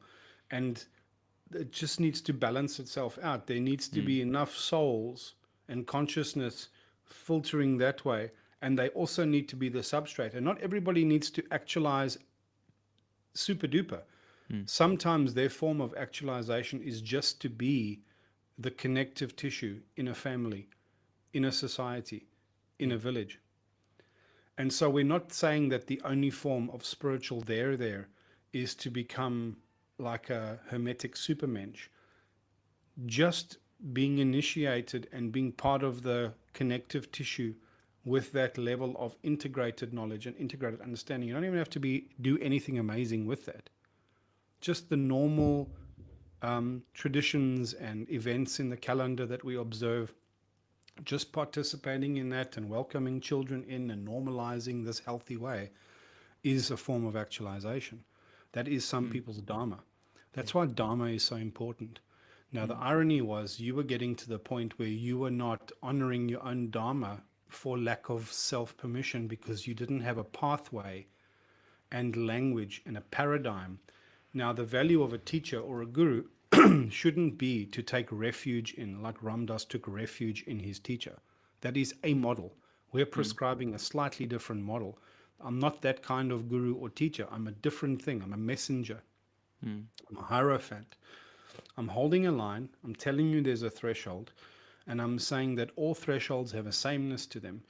It requires us to confront ourselves and our sense of self permission and to be introduced to a higher order of sense making wherein we can derive our self permission and then guiding us to and across that threshold in ways that we can inhabit that and belong to that and integrate that as our new baseline so Mm. that we can keep climbing upwards. Mm. That is a forever journey. There's no one threshold to cross. But the first threshold that you've now been through is the fundamental initiation where you've realized this. Yeah. Yeah. Yeah. Mm. Yeah. And And one of the ways, go on, you finish, no, Rocco. no, go. I was one of the ways in which I make sense of it really is the idea of being and becoming, and how we are taught when we are thinking about our own actualization, our own purpose in life, we are only taught to think about the becoming part, in the sense that I want to become an engineer, I want to become this guy, I want to become this person. And the being part, which is what guides our becomings, which is what guides our meanings and fulfillments that we look forward to, that is the sort of the fucked up part in our society right now, which this aims to correct really. And I feel for me personally, the non-dual project corrected that being part, but it left out the becoming part. It almost just left Oh, it I out didn't because even have a answer for that part of the project. yeah, because it just felt like the becoming is the problem. Like you want to become something away from the project. No, the divine plan is already there. It's all already set, and all you have to do is align to being. And I respect that project. Like you say, there is a kind of soul that belongs to that project, to that level And of it surrender. has to be part of our foundation as well. Practicing Yes, surrender, practicing yes, mindfulness, practicing. yes, We're not yes, going to yes, get by without that. Yeah. yes. Yeah. Hmm. I get that, man. Yeah, man. Do you have anything else also that you want to talk about, Rocco? Any other question that you still want No, to no, put me no, through? because I really just wanted to get a sense, a reflection of. I wanted you to open up and just process that Hmm. Hmm. because, like I said, I learn what I think as I hear myself speak. You know, Yeah. Yeah. Yeah. and we're Hmm. so afraid of words. We're afraid of the context of a guru Hmm. because we think that Oh. that means we have to submit our agency. And the Hmm. irony is, I'm advocating the exact The opposite. exact opposite. Yeah. I'm advocating inheriting your agency, but also becoming the kind of operator that can steward and manage that agency well Hmm. Hmm. Hmm. in a Hmm. skillful, aligned way, aligned with your own dharma. Now that this is the problem. We've got a million people, books, none of them the same, in the same order, coming from different intuitions with some exposure to non-dualism, some without, different spiritual framings, and unaware of the whole human game that we're participating in and what is possible and by what mechanics we award ourselves permission. And like if you want to play martial arts but you can't figure out which one is better Hmm. for which kind of project, how can you say that this one's blue belt beats that one's? So who do I listen to? Yeah. Now, not knowing any of that, I've got Huberman and Sam Harris and Jordan Peterson and Chris Wilkinson and Hmm. JK and Osho, and I've got this big mess in my head, and I'm now not actualizing and I'm not being part of the global solution. Hmm. And then I look to who the problem is and I assume the problem is me because I don't know how. How are you going to know how? How Yeah. do you, on what basis are you sorting all of that confusion out? Yeah. We're not meant to do this on our own. We're meant to get a very specific kind of help. The problem is we don't even have a quorum of adults that have normalized this idea by which to help welcome new arrivals, like that poem I sent you. Yeah. I Yeah. don't even Yeah. know how to welcome you because your first welcome shouldn't have been it should have been a kind of Comfort. a comforting, like Hmm. this dude, you've just woken up in this horrible place. It's terrible. Hmm. There's no good news here. But the good news is this is the way. Hmm. Let me first, and you help me now. Let's be gentle with your awakening soul and your awakening consciousness. Then let's realize that after that crib, there's a childhood. We begin playing, but there's going to be an adolescence, and then there's going to be Hmm. Hmm. there's a Those process here, exchanges. Yeah. you know, Hmm. Hmm. Hmm. that's guided by the golden rule. What would I want, and by dharma and by Hmm. understanding. Yeah, but it's such a specific education Hmm. that I can't wait anymore to start transmitting that education. I have to just formalize that and start telling people this is what you need to know. I Yeah. don't care anymore if you like it or don't like it or who you think I am or Hmm. And that is something which I feel appeals to me personally also, because this is unique, Rocco. We have, like I was in Bali just 10 days back, in fact 3, 4, 5 days back. There is a version of spirituality in Bali which is very appealing, very appealing, but there is no coherence. Like it's just another version of spirituality you would find online too. And something that I was meditating on when I was there was, I want a better way. I really want a better way to be an overarching, unique project in the world which can help provide more coherence to all of these projects. And you have touched upon that beautifully, where you say, compare it to all the different forms of martial arts that you have out there. And how do you choose which one you can subscribe to if you do not even understand the mm, entire game to begin with, the entire game of yeah, martial arts to begin with? yeah. you know, it it actually reminds me of that one meme where someone says, "I don't know any martial arts. I'm actually a black belt in partial arts." And that's actually what's happening in the world right now, I right? If know, you but think we've about got it. 9 billion people, or not 9 billion, let's say there's about half a billion people that are variously subscribed to some sort of spiritual project or Yeah. project of enlightenment or becoming. There's no two that are the fucking same. Hmm. Hmm. And the irony is, I'm not just saying, oh, I've got a better idea. I'm saying, let me tell you about a universal theory of everything. Let me tell you about hermetics. Let me tell you what this might mean and might sound like if we washed it clean of all of our superstitious bullshit. Let Hmm. me tell you how this is congruent with Buddhism and where the overlap is and what falls outside of that overlap, what is to be paid attention to, what is to be venerated, what is to be separated out.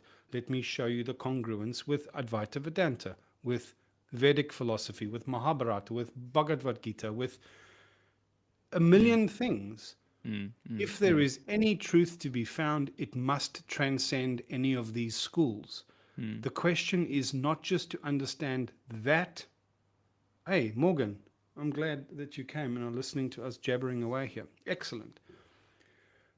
It's not just that we uh, accept this abstract conceptual idea that there's a higher there, is that there's actually a way to begin to articulate that and to sense make that so you can find out how this is fundamental to the coherence of the operating system of the universe. And that if there's any intractability, any question, any challenge that you encounter, you just apply the same logic and you go, oh, there must be a transcendent third perspective. If Hmm. I assume that's the case, I'm always looking for it, and then everybody in the team knows that's what we're doing. All you're Hmm. ever going to do is just keep iterating towards better. Hmm. Hmm. Even on a meta level where you realize that too much change is not better.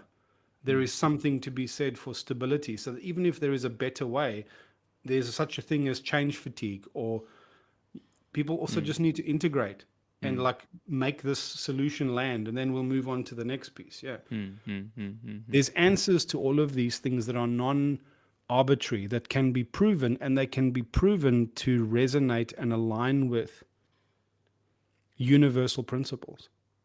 But we don't even know what these universal principles are, because when we get told what hermetics is, we think it's just another form of mystical bullshit. Yeah. Because Yeah. 99.999% of everything you'll encounter on the internet about hermetics is a confused subscription to that old model. Yeah. Yeah. Yeah. It's such a complicated project, and then some people are coming and saying, oh my God, why is this so complex? Can't you just say it simply? Fuck, I'm trying. I am fucking trying here, but guess what? Mm. We are complex. Yeah. You know. Say that quote about simplicity again, Rocco. You mean the one where For the simplicity for on the this side of simplicity on the near side of complexity, I wouldn't give a fig. But Mm. for the simplicity on the far side of complexity, for that, I would give everything.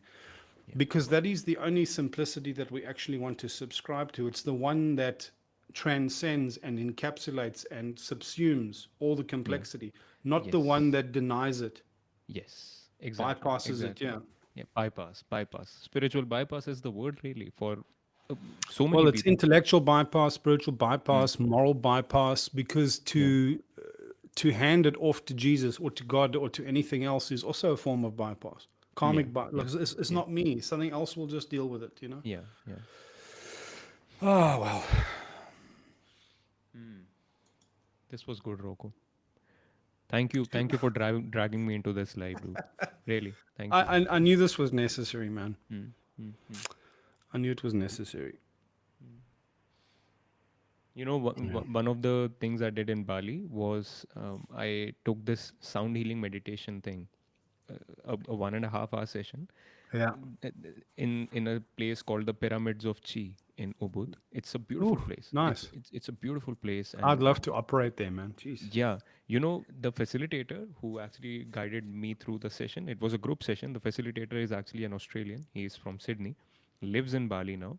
And I ended up speaking to him a bit about a better way at the end of the session. And I told him, What's his in name? fact, his name was, Tim. no, Jordan. Jordan was the name. His Instagram account is Deep Healing Earth, something like that.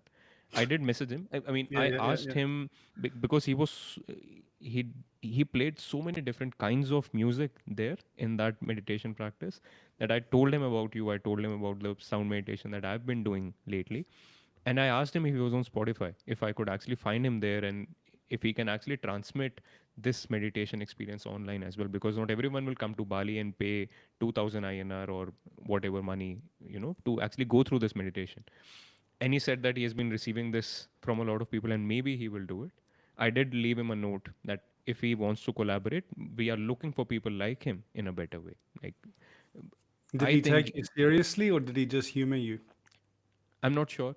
How will I know? I mean, the vibe You of start him. you start telling, man. Sometimes people just don't want to be impolite, but they. Yeah, he wasn't that kind of a guy. I mean, that conversation there, he was vibing with me, and I could see that he wanted to know. So he asked me, drop me a note and tell me a bit more about what A Better Way stands for. And I told him I'll forward you the trailer. We have a 3-4 minute video where we talk about specifically what we stand for, and we can take it from there. I dropped him a message on Instagram. He hasn't replied yet, Hmm. but I don't know. I mean, we do have you for the sound project, the epic project that we want to live in a Yeah, better but I'm way. not a But musician, and there's something to be hmm, said for people that can do shit like that live, man. It's so yeah, amazing. I mean, I yeah, met a couple of people here. The thing is, they're not very, they're very wary of the kind of philosophical claims we're making here. hmm, hmm, Yeah, hmm, hmm, hmm, hmm. and yeah, we just need to start the ball rolling, man. Yeah, Anyway, yeah. okay. All right, Look, I Rocco. think we'll have a couple more of these chats as well. But there's a lot Hmm, that happened while you were away. I mean, I've had my own fucking hmm, feels like a month while you were away. hmm, hmm, hmm, hmm, hmm, So hmm, much hmm, happened, so much realization in me that we haven't even touched that I actually wanted hmm. to touch. But I think this is energetically, I'm kind of feeling this is a good break point. Yes, yes, yeah. And we'll talk about your realizations too, perhaps in a live call as well, perhaps the next live call, maybe. But yeah, let's get in touch after this call too. Huh? Okay.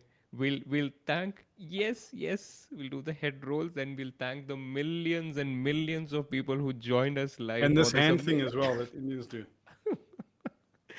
Oh man, this is landing on me so much now that I have this head movement, and it's You the don't do Indian it a lot thing. on videos, but like when you're in work or when you're in serious conversation mode, you don't realize Mm. it, and you just go, Yeah, yeah, like yeah. like where I would go, yeah, totally. I mean, I do that all the time. If that was the awkward social cue, That would be Uh, funny, but now no one uh, notices that because it's more subscribed. But in India, everyone's doing like, oh yeah, no, man. I totally get it, and I understand what the psychological language is. It's saying, yeah, man, I've got no problem with that. Yeah, I'm on board. Yeah, yeah, yeah, yeah. I've checked the left and the right side of my brains. Yep, yep, yep. Isn't it? And I add to that the Indian accent, and it just keeps making it more and more funny. You do a good one there. You do a good one there. Oh, crazy. Dude, adolescence, the algorithm, Algorithm. Oh, algorithm, and adolescence. These adolescents, goddamn, you fool! Don't you realize there is this dangerous algorithm which is subsuming your conscious intentionality? oh man. Shit. I told you about Russell Peters, right? This guy, I know Russell Peters. right? Yes, yeah. His main thing was the Indian accent, and he had his friends had him worried that when he goes to India and does the Indian accent, these guys won't laugh because they're probably going to be offended. And he says the Indians laughed more They at the laugh Indian more. accent. Yeah, he says because they feel that they are not the ones who have that accent. This is some Indian dude shaking his head around in US somewhere who has that accent, and they can laugh at them. They don't. Yeah, dude. The thing is, at least you've got close to 1 billion people Ah, who are all in that same funny club with you. South Africans have got about 60 million, well, no, mm, and of that, the white sort of European mm, South Africans with the that accent will be mm, only a small percentage of that again. So we're in a very mm, small club. mm, Now, I mm, don't mm. have a strong South African accent, but a strong South African accent is cringe-worthy. It is so fucking bad in the turns of phrase and the way that they talk. Man, Okay.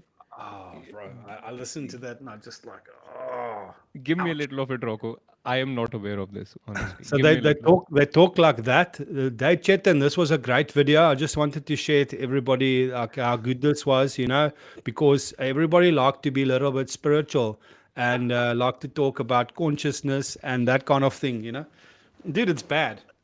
Oh It's shit, bad. man. And then Oh, there's Rocco. different kinds. There's actually a South African Indian accent. There's a South Oh, African Malay accent. uh, This okay. is South African Malay. They talk like this. Ek is Jay Jason Moore. Ek fucking bliksem yo. Jay like sadang was stunk me, bro. They speak like that. The South African Indian, he talks like, hey man, I'm gonna rev my car, I'm gonna spin the wheels there, I'm gonna single-handedly change the weather report from sunny to overcast. My neighbor's got a dog, he slid a shit on the top step of the neighbor's pool there. It wasn't Currymore, it was Dogmore and all. Oh That's how god. they speak. Oh fuck. Oh And man. then there's the Afrikaans Hmm. accent, and then there's the Cape Town. They like the Californians of South Africa. Hey, they're super relaxed and chill, my bro, like that. There's Hmm. different accents from different places, but they all sound so fucking funny, man. Oh man. Rocco, you reminded me of this one video I watched. This was so funny. There was an African dude, and he wanted to say the Oh, then quote. there's the black accents are so funny, dude. Hmm. I think that was the guy that I'm talking about was a black guy, an African guy, and he wanted Was to he say the counting quote. numbers?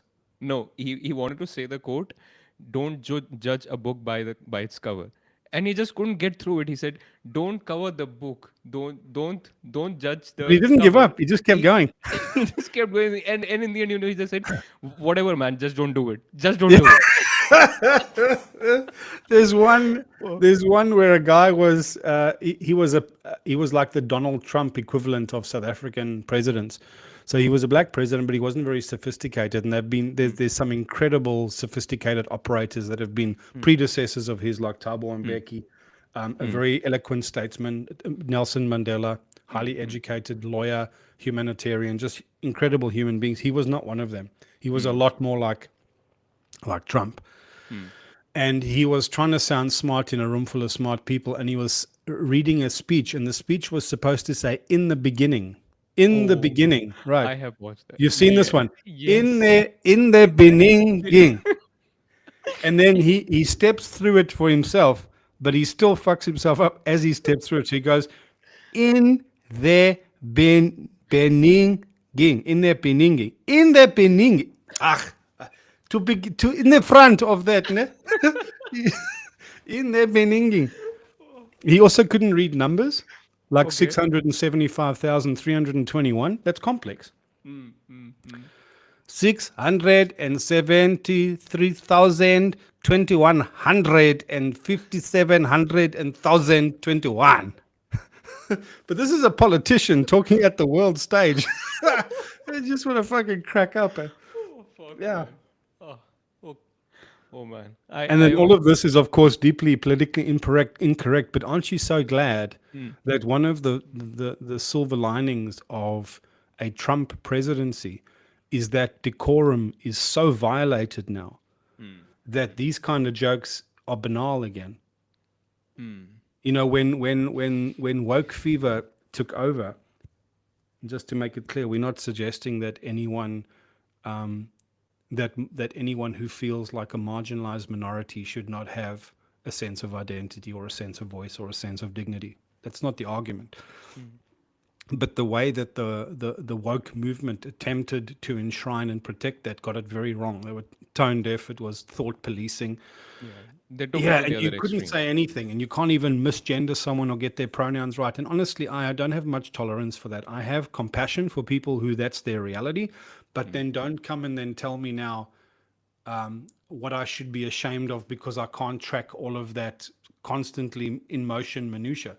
Dude, I'm gonna try and get there as quick as I can, but if I get it wrong, Jesus fucking Christ, man, Mm, like there's mm, bigger mm, problems in this world.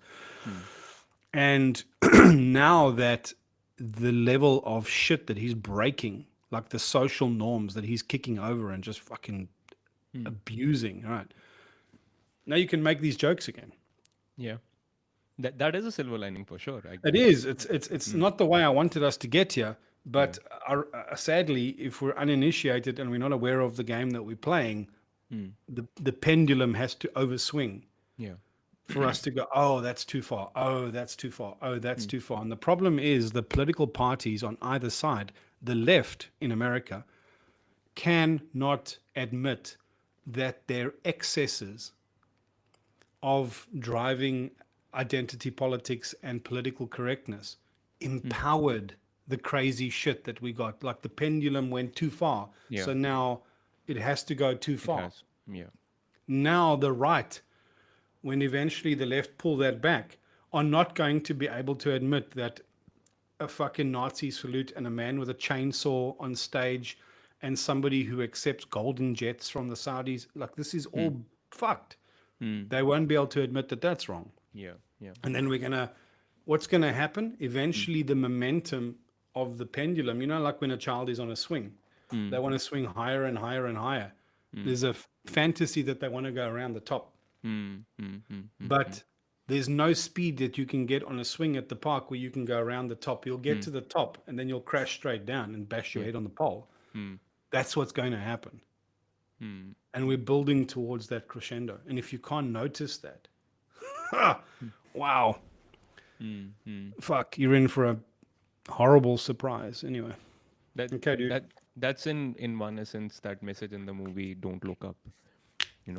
The Yeah, it gets to a point of no return, man. yeah, yeah, yeah. Yeah, and we're well into that. So Mm, now we're not going to avoid it now. Now we're just trying to help manage people manage their own sanity and coherence by recognizing and being able to name and process what they're actually participating in. Yeah. mm, Anyway. mm. All right, man. Okay, Rocco, this was Yeah. good. This was good, and that's an understatement. That's an Straight talk, understatement. bro. Yeah, No AI. straight talk. Yeah, no, yeah, yes. All right, man. Thank you, Rocco. Thank you, everyone who tuned in. And yes, we'll be back with some good jokes about the Indian African accent too. I don't think I'm good at it, No. dude. No, that's also true. Thanks, Morgan. Yeah, thanks, Yash. Yash was the one who joined in Oh, in excellent. in a better way too, and he's Excellent. been laughing at our jokes as well. So we appreciate that, Yash. These should become our reels. We should talk spiritual concepts, in these accents. Man, I'll only keep laughing throughout that video, but I think you can hold the line and you can do this. Yeah. I'm still thinking one day I want to do like a comedy act, Mm. Mm, mm, stand-up mm, comedy, but I want to just do these parodies mm. of accents because there's another version that's gay. Wow. I know Give me when some you're of that, talking Rocco. about spiritual stuff and you're like aligning your chakras and getting the dream catcher at just the right angle, there's there's a lot of humor to be had there. Oh, Yeah, yeah. oh yeah. Anyway, Oh. all right, man. Take care. Man, I'll Rocco, catch you thank you offline. so Bye. much. Yeah, Bye. bye. Bye, guys.